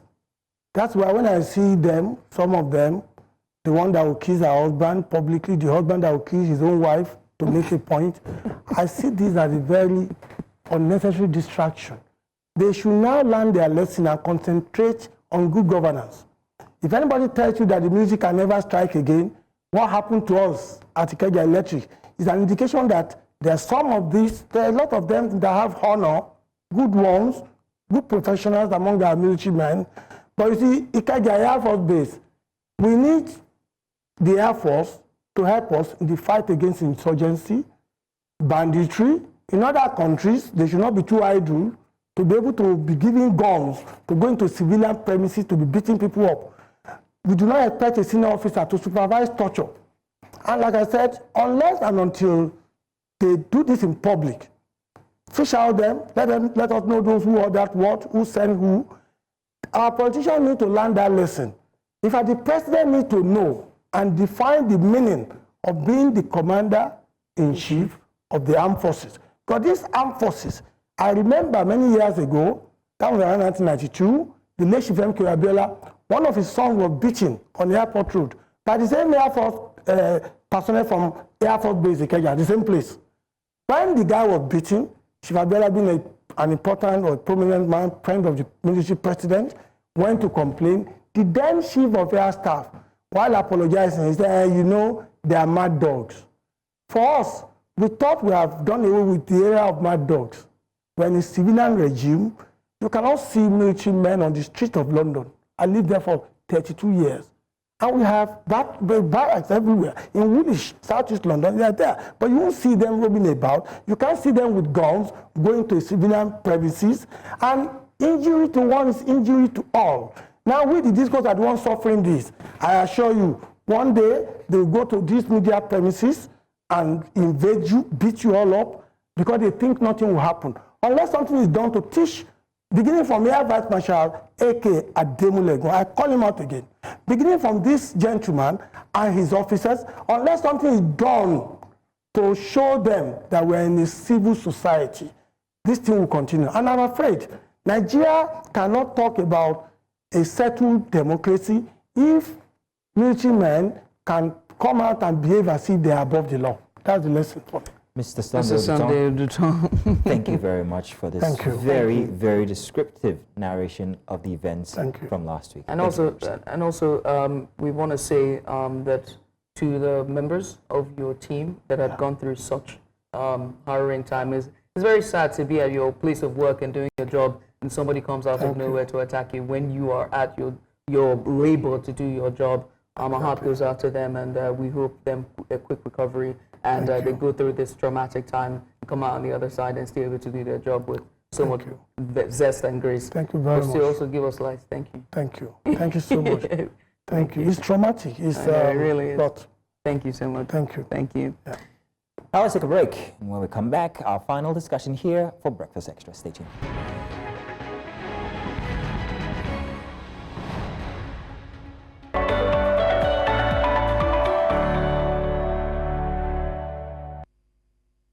Welcome back. The sudden demise of Power Africa, a key initiative launched in 2013 to boost electricity access across the continent, has reignited conversations about Africa's energy independence. The program, which mobilized billions in private sector, was instrumental in addressing bottlenecks in energy production and transmission. However, shifting U.S. foreign policy priorities and a pivot away from large-scale infrastructure aid have now left African nations scrambling for alternative solutions. Power Africa's withdrawal underscores the continent's reliance on foreign-backed energy initiatives, exposing vulnerabilities in its electricity sector. While some projects with private partnerships may continue under different arrangements, the closure highlights the urgent need for African nations to develop homegrown financing solutions, strengthen regulatory frameworks, and enhance regional cooperation to secure energy access for future generations. Joining us now is Ayotunde Abiodun, analyst at SBM Intelligence. Ayotunde Abiodun, you're welcome. Good of you to join us here. So much for having me. First off, give the layman an understanding of how this withdrawal by Power Africa is affecting our systems currently. All right, so I think it's important to lay the background context. Yes. So Power Africa was an initiative designed in 2013 by former President Barack Obama of the USA. And the initiative was designed to enhance and improve electricity supply on the African continent. And when it launched in 2013, and there were 6 focus countries: Ethiopia, Kenya, Ghana, Tanzania, Liberia, and Nigeria. And what we saw was that within the space of 11 years, from 6 countries, it grew to over 30 countries. So showing impact. And within the space of that 11 years, Power Africa was able to mobilize funding as high as up to $50 billion just to improve electricity supply on the continent. Within that space of 11 years, the initiative was able to add over 6,000 megawatts of electricity on the continent, providing innovation solutions such as off-grid and solar mini-grid solutions. So the pull-out of such an initiative, what is really key to that pull-out is the funding. What's caused the pull-out in the first place? So it's just basically a shift in foreign policy stance by the new president. Trump? Yeah, the new Trump. president. Okay, good. Basically just Trump effect. Trump is shifting towards more private-led American sector competition worldwide. He feels that the traditional aid system is not beneficial to America's interests at this time. So he's calling back U.S. funds, and he's trying to utilize them somewhere else. Interesting. So alternatives, right? With the drill baby drill, our policy here, though, the matching orders from the U.S. President Donald Trump, and then back home in Nigeria, finding financing solutions and renewable energy. Where do we fall in between that balance in power generation for Nigeria? So first, it's important to state that, so because of how important the initiative has been, the key play that, the key role the initiative has helped to play was to de-risk investment in Africa's energy sector. So they made it more attractive to private sector investment, because the truth is funding always exists, private sector investment always exists, but they will go to where they are more appreciated and where they are bound to get more value for their money. So what Power Africa did was to try to make Africa as attractive as possible. An investment opportunity for investors. But I think we'll understand that better if we ask about the effect of this pull out first. How's it going to affect electricity generation in these 6 countries that they had been operational? What's going to happen to the countries as they try to push in funds to try and keep these initiatives or whatever was left behind running? What happens here in Nigeria, for instance? Okay, so first major effect is we're going to see a stall of ongoing initiatives. So whatever project was being funded. And any specific projects here in Nigeria that was being funded by Power? So I don't have specific projects. So I know specific projects, say Ghana. And there was there was a 40 megawatt Biu Dam project in Ghana, which helped to improve their power generation capacity. In Kenya, there was the Lake Tordana, which has basically added supplies about 17% of Kenya's total power generation capacity at this point. So what we're saying is that the effect of that pull-out might impact the continuance of this initiative if there are no funding to continue to supplement them. And that is a big problem. So that makes Judy's question actually come into, what's it called now? About regarding how or when Nigeria, if we had these initiatives of these projects, how it's going to affect us, Okay, so how come our project is not even, we didn't even know much about this here in Nigeria? So the reason is that what Power Africa really did in the Nigerian context was to focus more on renewable sources. So solar, mini grids and off-grid solutions basically. And so we don't really get that much publicity on that area. Which is unfortunate. But one crucial thing we need to point out that the initiative did in the Nigerian context was to assist the Nigerian government when it came to power sector reforms. So they did a lot of underground work trying to make the energy sector in Nigeria as attractive as possible to private investment.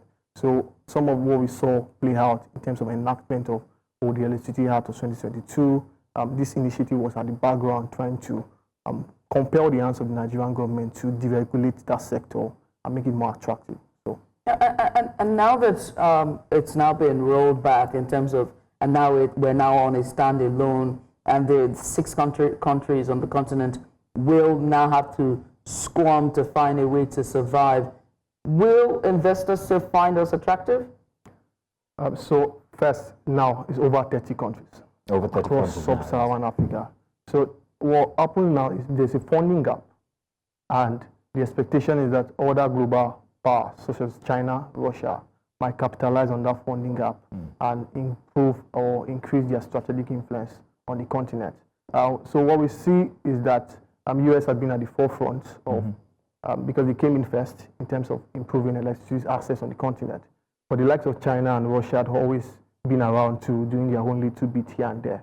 So this is the opportunity for them to really increase their influence in terms of funding.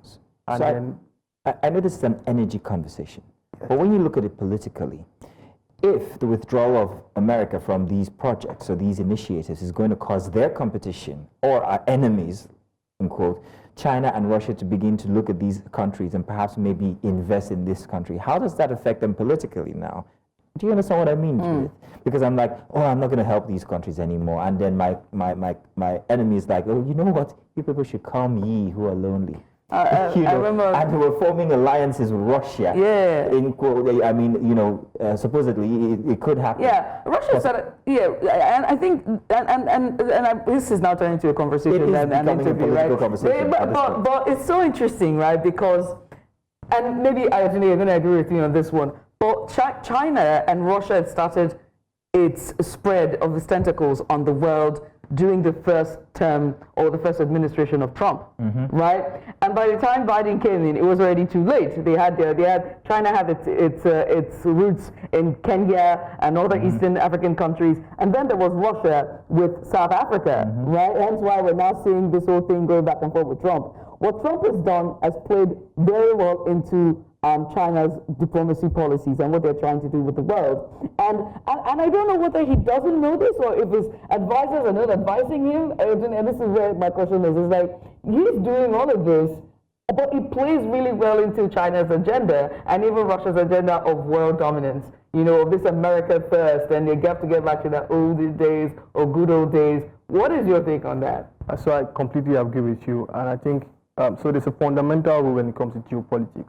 State interest, interest first. And I think that's what African countries have not really come to board with, that they need to prioritize their interests first. So what we just see is that the new Trump administration does not reach Africa that much.